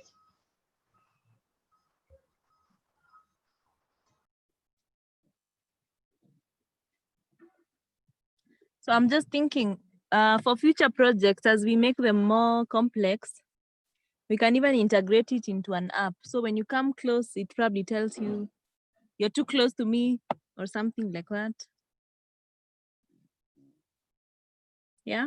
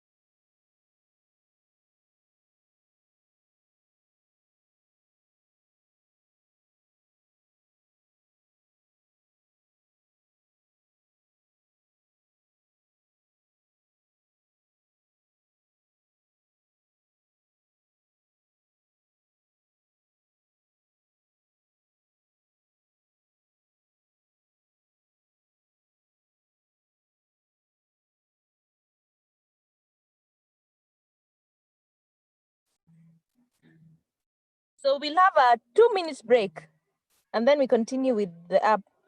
Our app today is a nice one, but it will take a very short time. So don't be worried that you're going to take so much time.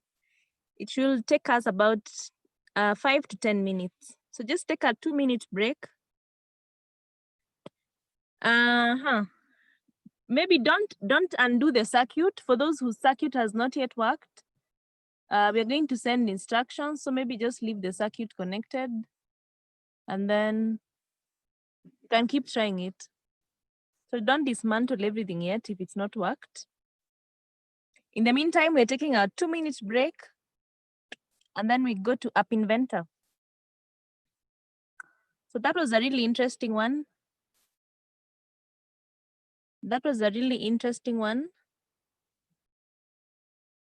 Actually, before Kimani said that somebody had won the competition, I was just starting to wonder if we should all walk around now with buzzers and ultrasonic sensors on our foreheads. But yeah, it's really interesting.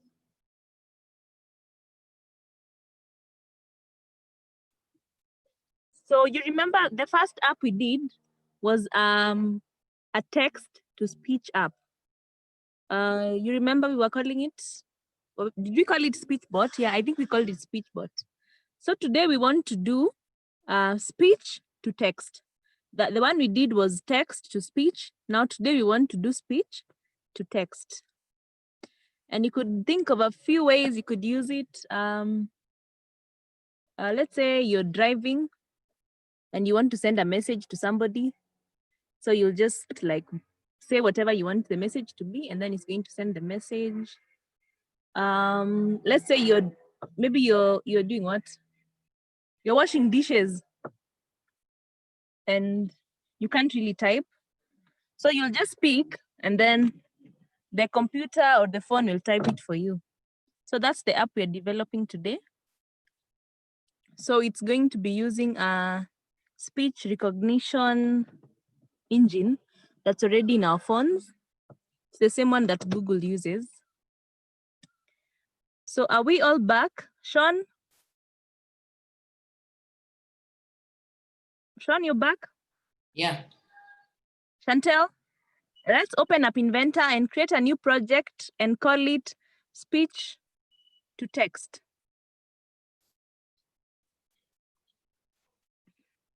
Call it speech to text. New project, call it speech to text, one word. Leilani, are we back to the class? Yes. Imani?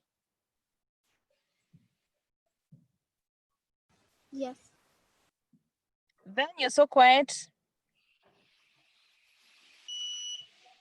Chantel, are we back? I'm listening. Okay. So who wants to Yeah. share their screen? A volunteer? I know Chantel is the one who likes to share her screen. Me. Okay, share it. Share your screen. Let me initiate. Open up Inventor and share your screen.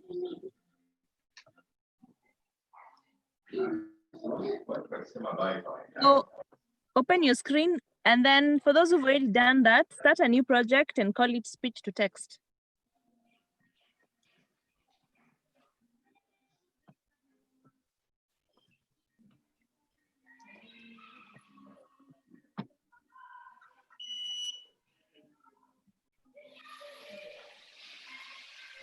Who's sharing their screen? Ben, is it you? Share. Yes, I'm sharing. So the others, open a new project, call it speech to text.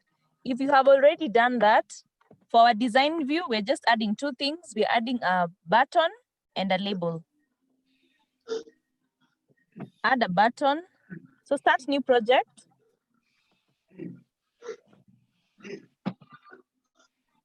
So I was saying last time we created SpeechBot in our first class, where SpeechBot was just, you type and then it voices whatever you type. So today we're going to be speaking and then the app will be typing whatever we're saying. So start new project, call it speech to text. Then on screen one, drag and drop a button and a label. Speech to text.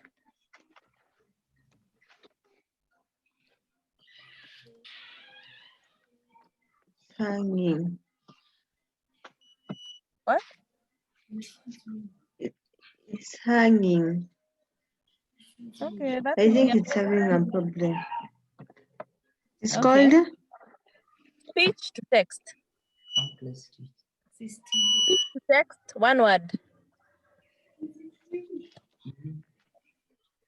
I don't Just say know what the continue. problem is. Just say continue, Huh? continue. Say continue. And then now write speech. Speech to text.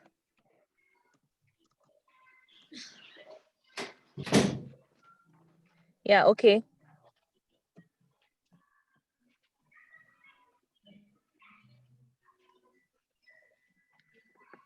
Okay, so we've said we're adding a button and a label. So those who are already there, under built-in, under user interface, pick a button and pick a label.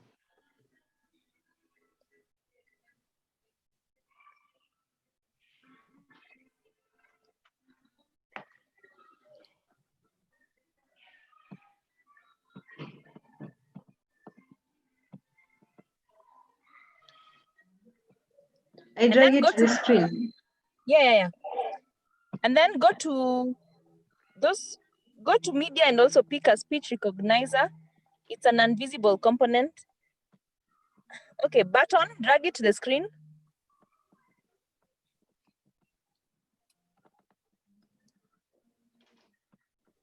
Drag and drop it on the screen. Okay, a label, pick a label. Label. Yes.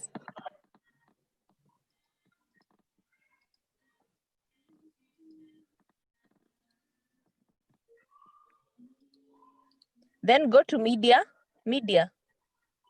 and pick a speech recognizer, something called speech recognizer. Media. Just keep scrolling down. Media, yeah. Speech recognizer.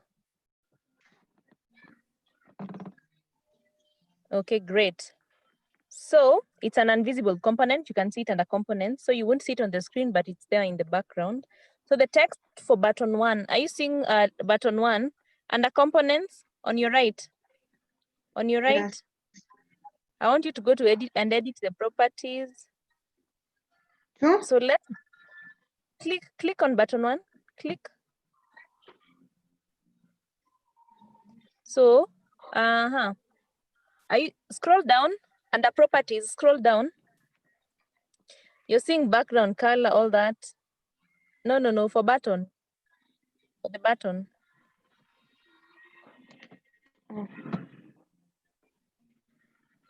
Okay, those who are already there for button, under properties, change the text in the button to be tap to speak. Tap to speak.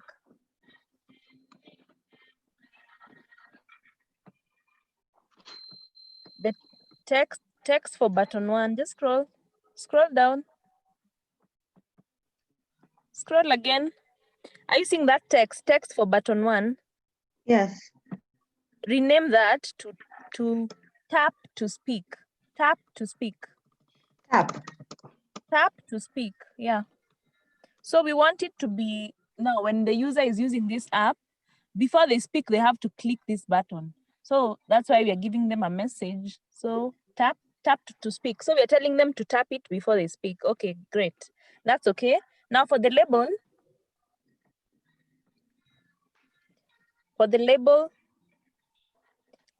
change the font to 20.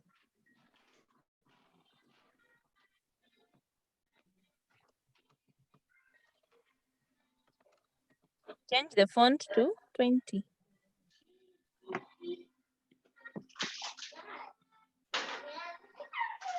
Okay. So great. Let's go and do the programming now. Let's go to blocks. Hello.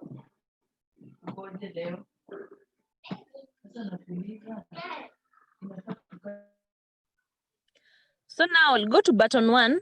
So we want to say what happens when this person who is using the app speaks. So first of all, they'll tap the button to speak. So what happens when they tap the button? So when button 1.click, pick the first one. So when they click the button, we want the app to recognize that somebody is speaking, okay? So in order to do that, go to recognizer, go to speech recognizer, and select call speech recognizer.get text.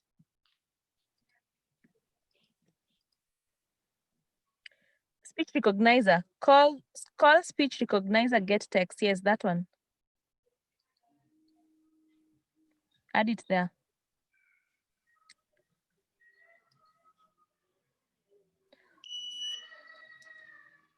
So we are saying when this person clicks the button, speech recognizer will now translate whatever you're saying into text, okay? So go to speech recognizer again. Now we want whatever this person will be saying to be displayed on our label. So go to speech recognizer and say, before getting pick the two, pick when speech recognizer before getting text, and also pick when speech recognizer after getting text. So just drag both of them to the workspace, the first one and the second one. Yeah, then again, pick after getting text here. So just paste them nicely. The one at the top is too close.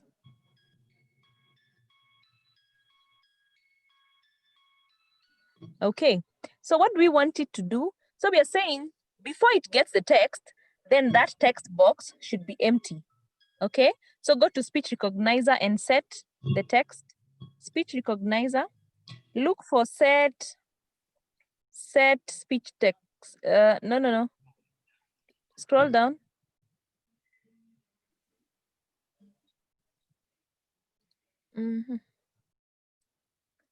Oh, no. Let's go to the label. Sorry. When the speech recognizer gets the text, we want it to display it. We want it to be displayed on the label. So go to label one. Go to label one and look for set label one text too. Label one. Set label one dot text two. Scroll down. Scroll down. Scroll. It's not that one. Scroll down.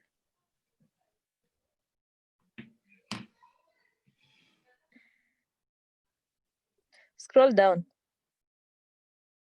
So set label one text two. Are you seeing it? It's in dark green. Set label one dot text two. Cancel. Okay. It's not scrolling. No, but I can see it already. It's there. Set label one dot.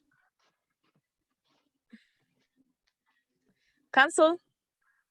Cancel the bug. There's something on the screen.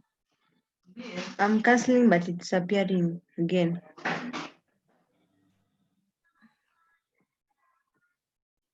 Try again. Okay, say okay. Say okay then. Say okay.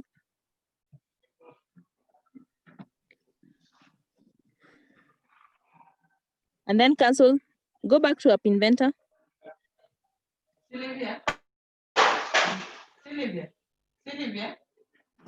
And then you can just mute your device then.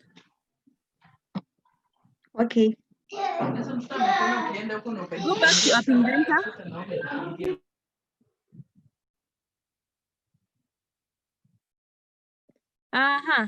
The rest, are you able to see set label one dot text two?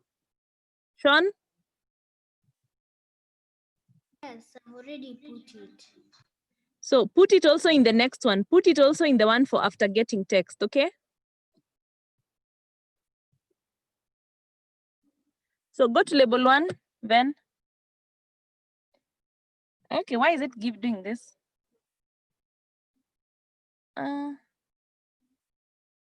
Okay, delete the second one. Are you seeing after getting text? There when speech recognizer after getting text, just delete it. I don't know why it's refusing to delete the second one, not that one, the other one.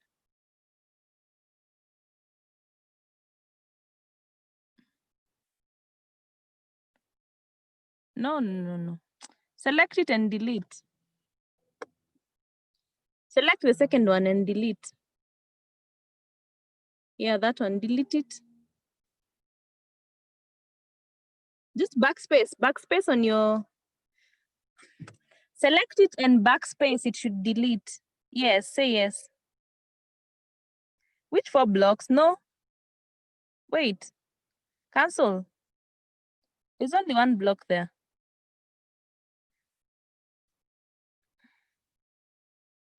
Are you seeing this when speech recognizer?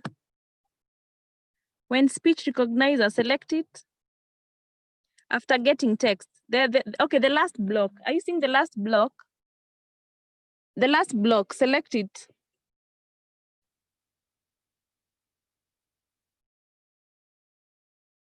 Which one? The one for when speech recognizer after getting text. Yes.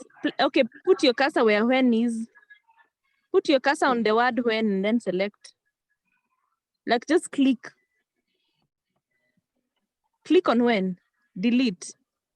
Delete block. Good. So go to label now. Go to label 1.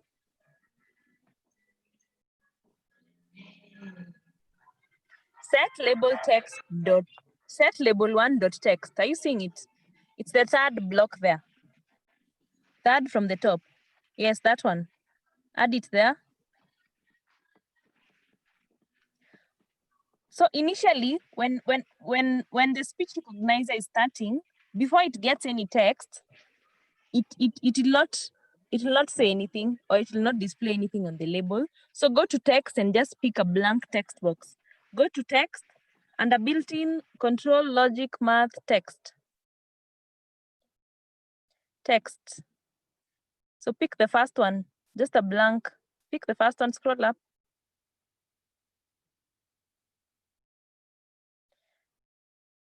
No, text, under text. Text, the first one, yeah, that one. Add it there.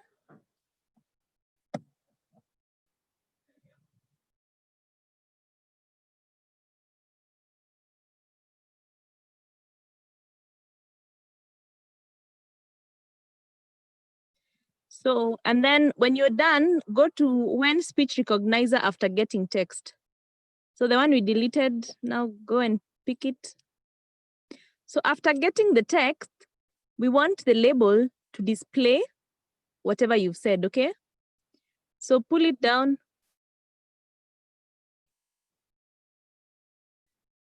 Wait. No. Okay. Okay, just arrange them.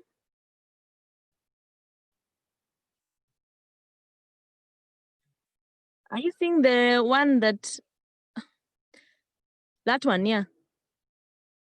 Just pull it down.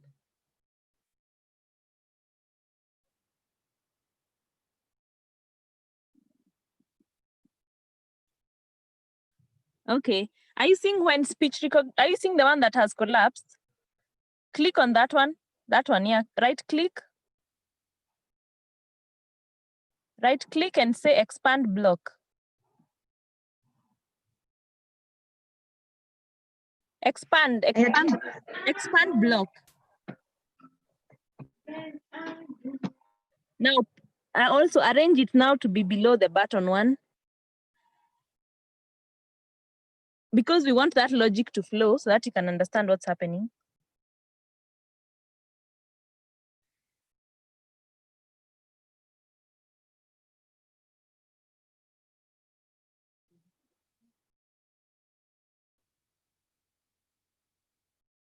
Okay, then now the other one below it, the one you've just added right now.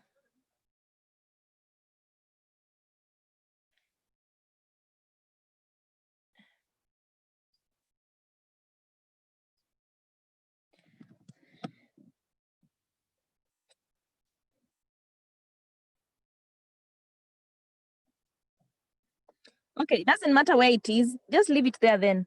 Copy and paste the set label 1.text. Copy and paste set label 1.text.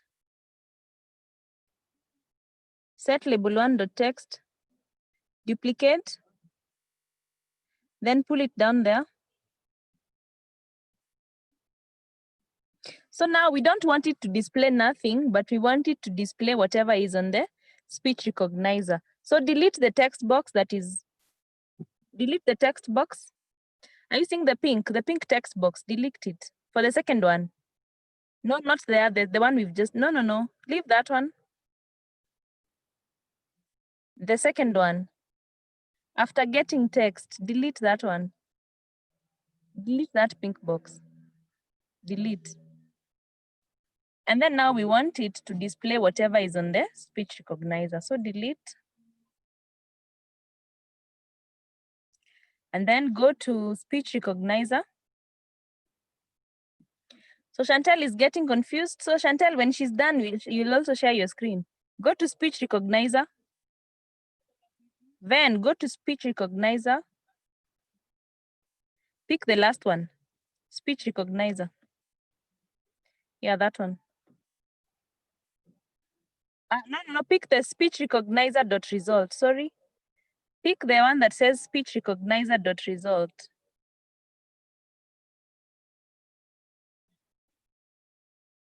Speech recognizer result. Yes, that one. So add it there. So now this is what we've done. I hope everyone is following. Just place it nicely so that it can click in. Okay. So we've said when you click on the button, our button says tap to speak. So we're saying if you click this button, what happened? No, it's okay. Then they can just say like that. No problem. Just listen to what I'm saying first. So when you click on this button, it's going to get text from the speech recognizer that's already on your phone. And then before it gets the text, the label will be blank. But when you start speaking, the label will start displaying whatever you are saying. So go ahead and try it. Go ahead and try it. And at the same time, stop sharing your screen. And let Chantal share your screen.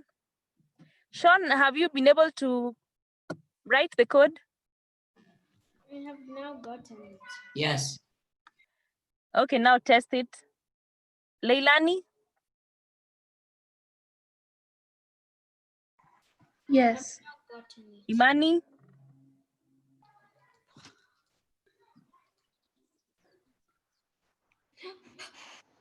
Imani, Yes. Imani, you okay? Um. Imani, Yes. Yes. I just logged out of the meeting. okay. Chantal, you're saying you're also okay now? Yeah. Okay, so test it and let me know what it's doing. So Sean, what is yours doing when you tap to speak? When you press the button, it should open Google speech engine. Yeah. That's what it's doing. So when you speak, it should actually display it on a text box. So Chantel, open your video and just show us, demonstrate it. Chantel, open your video. I present. Yeah, present. Who wants to do it? Okay, Sean. Yeah. Sean, are you complaining? Hello? Yeah. Hello? Sean, go ahead and show us. Whoever is sharing this, just stop share. Let us. Okay, or it could just remain there. Good morning. Click on. Everyone, click on Sean's video. We want to see what it's doing. What have you said? Just do it again. You've said good morning. Okay. Okay. So you can also play around with the font. So under blocks, you can change the label font. Is it afternoon? Yeah. Yeah. So we just created a speech to text app. And now because of time, I wanted us to know how you can connect a Bluetooth device to do the voicing. But now because of time, we'll just make it the first thing in our next class. But yeah, that's it. So that brings us to an end of App Inventor for the beginner class. We've done quite a number of apps and games. So which ones do you remember? Sean, give us one app or a game that we've developed together. The painting app. The painting app. How did that go? Were you able to do the birthday thing? I didn't do it. It was your assignment, you and Chantel. Anyway, okay. So, Leilani, which one excited you the most? Coin collector. The coin collector, okay.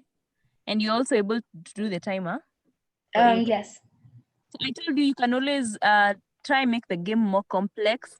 You can change, you can add the coins to be more, you can make the image sprite smaller. You remember where we were setting the pixels? You can always make the image sprite smaller.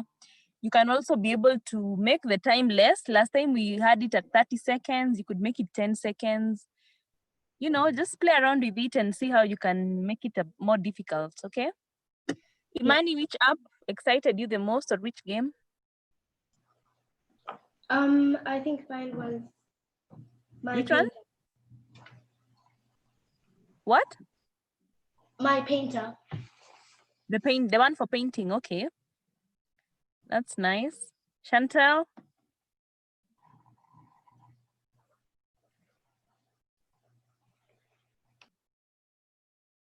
Chantel, which one was the exciting one for you?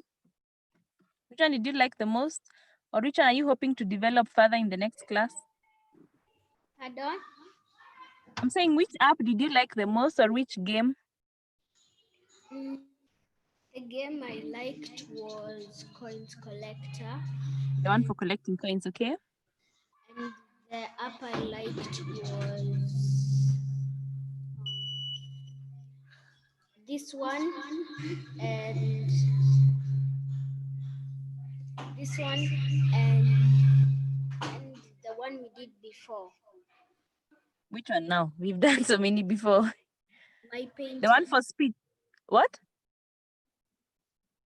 The painter? Okay. The painter. Okay. The painter. Okay, she wants to show us what she did with the painter. You want to share your screen? Just share the, I'm seeing there's something on your, just share. Oh, it's already sharing. I think I'm the one who's not seeing. Ah, okay. So we are seeing she has added colors. She's added cyan and magenta.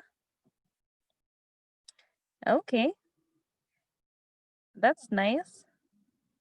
Yeah, so just keep playing with those games. You can also go online and just Google other apps or games that you could also do on your own. Some of them have very good tutorials that give you guidelines on how to develop. So yeah, so basically this first class was just to get you curious and to try and introduce different concepts that you could use to develop apps, games.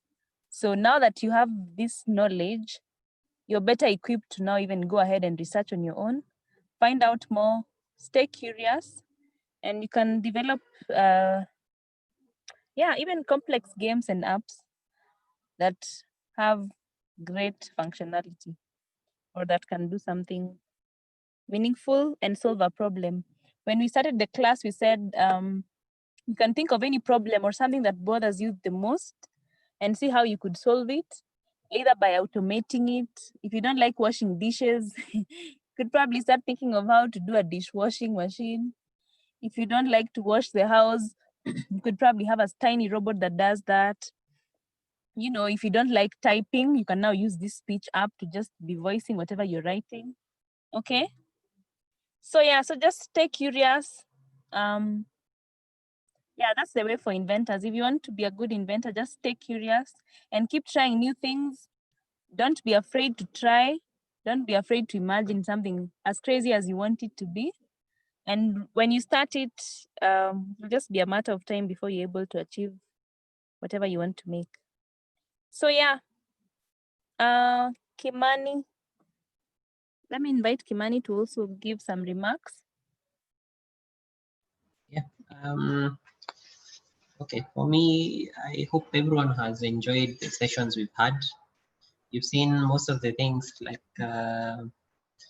we've been doing. They usually look hard, but they're actually really easy.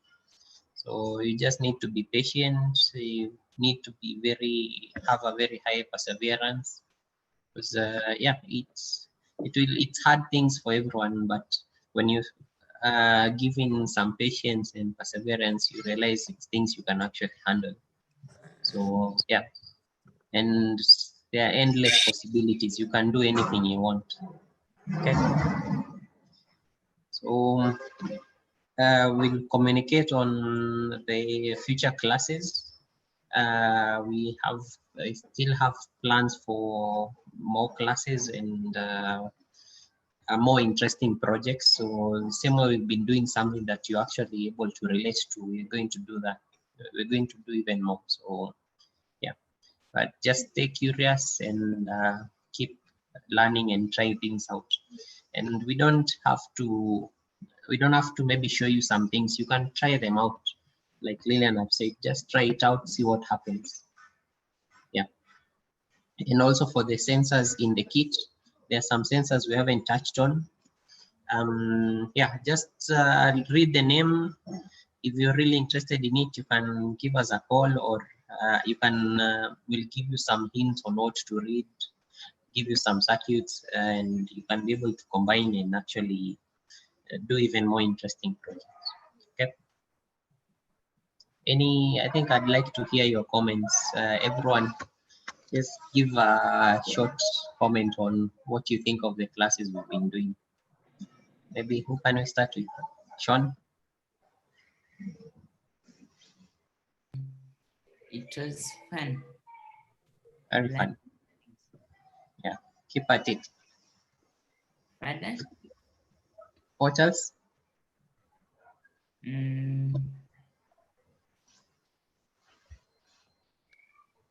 It gave me more ideas what to do when I'm bored. Sure.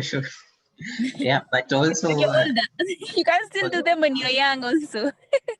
he said when he's bored, but also Oh, when he's the other bored. thing, Oh, yes. okay. So but the other thing is also, if they're interesting, fun, they are fun things, so you can actually do now the when you use the placard. So get some cardboards and actually use them to do some more interesting projects, like I've shared with the automatic dustbin or the sanitizer, that kind of thing. Chantel? Nice, fun, and also without presenting for the app, I managed to do it. Awesome. And trust me, they're not hard, so keep at it. I think you can do a lot, so just keep at it and always try it out.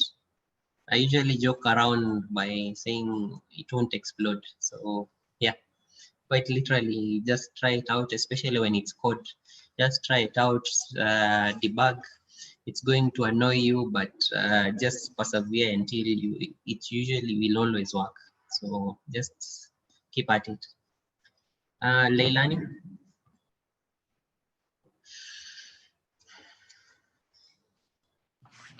It was good. Awesome. Anything else?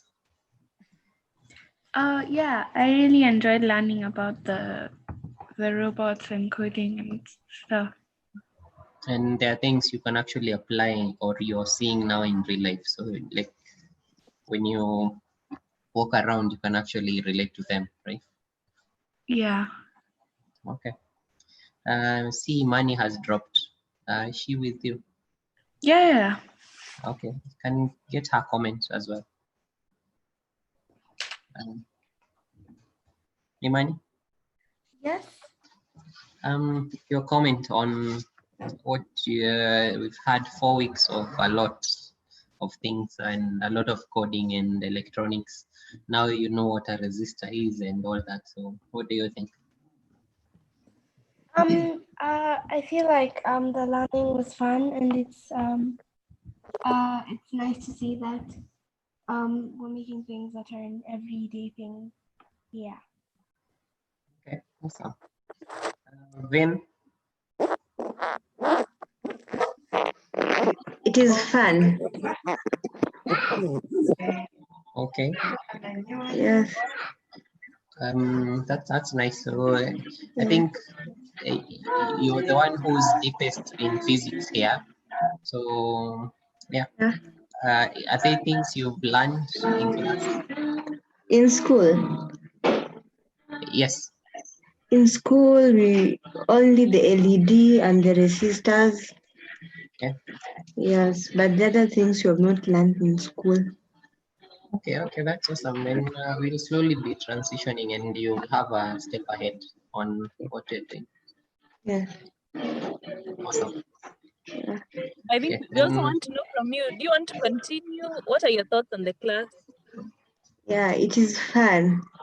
We can continue for the even until this Corona holiday is over. Okay. Yeah, because the classes are very fun. Okay. And we can see we can make things which we see in other countries instead of us relying from the machines from other countries. We can make for our own country. Wow. I like how you're thinking. Yeah, and we also create job opportunities for ourselves and for other people who also have the knowledge but they don't have the resources. Yeah. Yeah. okay, that's awesome. So we'll be sharing some robots soon.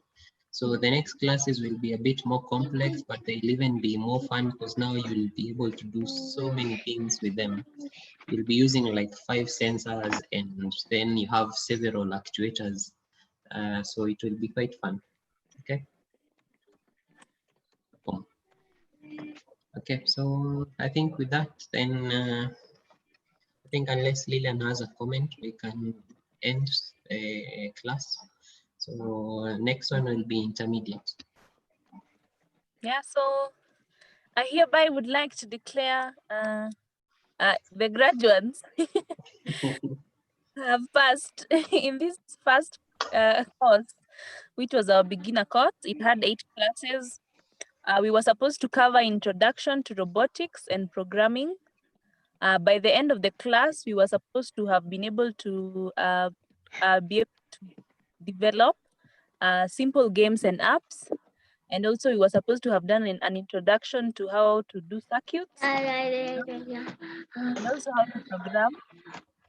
to program, circuits, learn about sensors and actuators.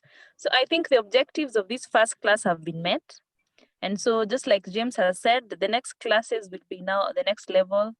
They'll be more complex. The games will be more complex and the apps. We're also going to start now introducing how to combine things and be able to actually work on projects. So probably in the next one, we'll be having a project every week that we'll have to be doing. And yeah, it's going to be fun. So yeah, and be also reachable. It doesn't mean that because we've ended the course after these 8 classes that now we cannot still assist you. So if anyone has a question on any of the projects we've already done, you can always reach us on email or you can call us. If you want us to guide you through something, maybe you are developing an app or you're trying to connect a circuit that you've seen online, you can always reach out to us and we're going to assist. Okay. So yeah, that's it. Let's keep in touch. Don't be afraid to try. Your computer will not explode. So don't be afraid to try coding. Don't be afraid to try doing an app on your own on App Inventor. Try play around with all those components that are there. There are quite a number that we've not used. So yeah. Just try them on your own. When you're bored, like Sean has said, you can always try an app. Okay? Yeah. So that's it from me. So maybe James just finish it. Okay, so thanks everyone. So I think we close it at that. Yeah, like Lilian said, consider yourself graduated from introduction to robotics first class. Yeah. And actually, some of the things you're doing, even people in university cannot do them. I remember when I was going to my first year of university, I did not know most of these things until I joined a robotics coding club in campus. So yeah, so consider yourselves very, what can we say? Learned or what? James, what's the word? Informed. Informed and enlightened. So good. Yeah. Okay, that's it. Bye everyone. Enjoy your weekend, and at the very least, make sure the sanitizer, automatic sanitizer, is working. And you can call us if you're having any issues. We can assist. So yeah, who was the host to end meeting? Thank you so much. Bye, guys. Bye. Okay. Stay safe.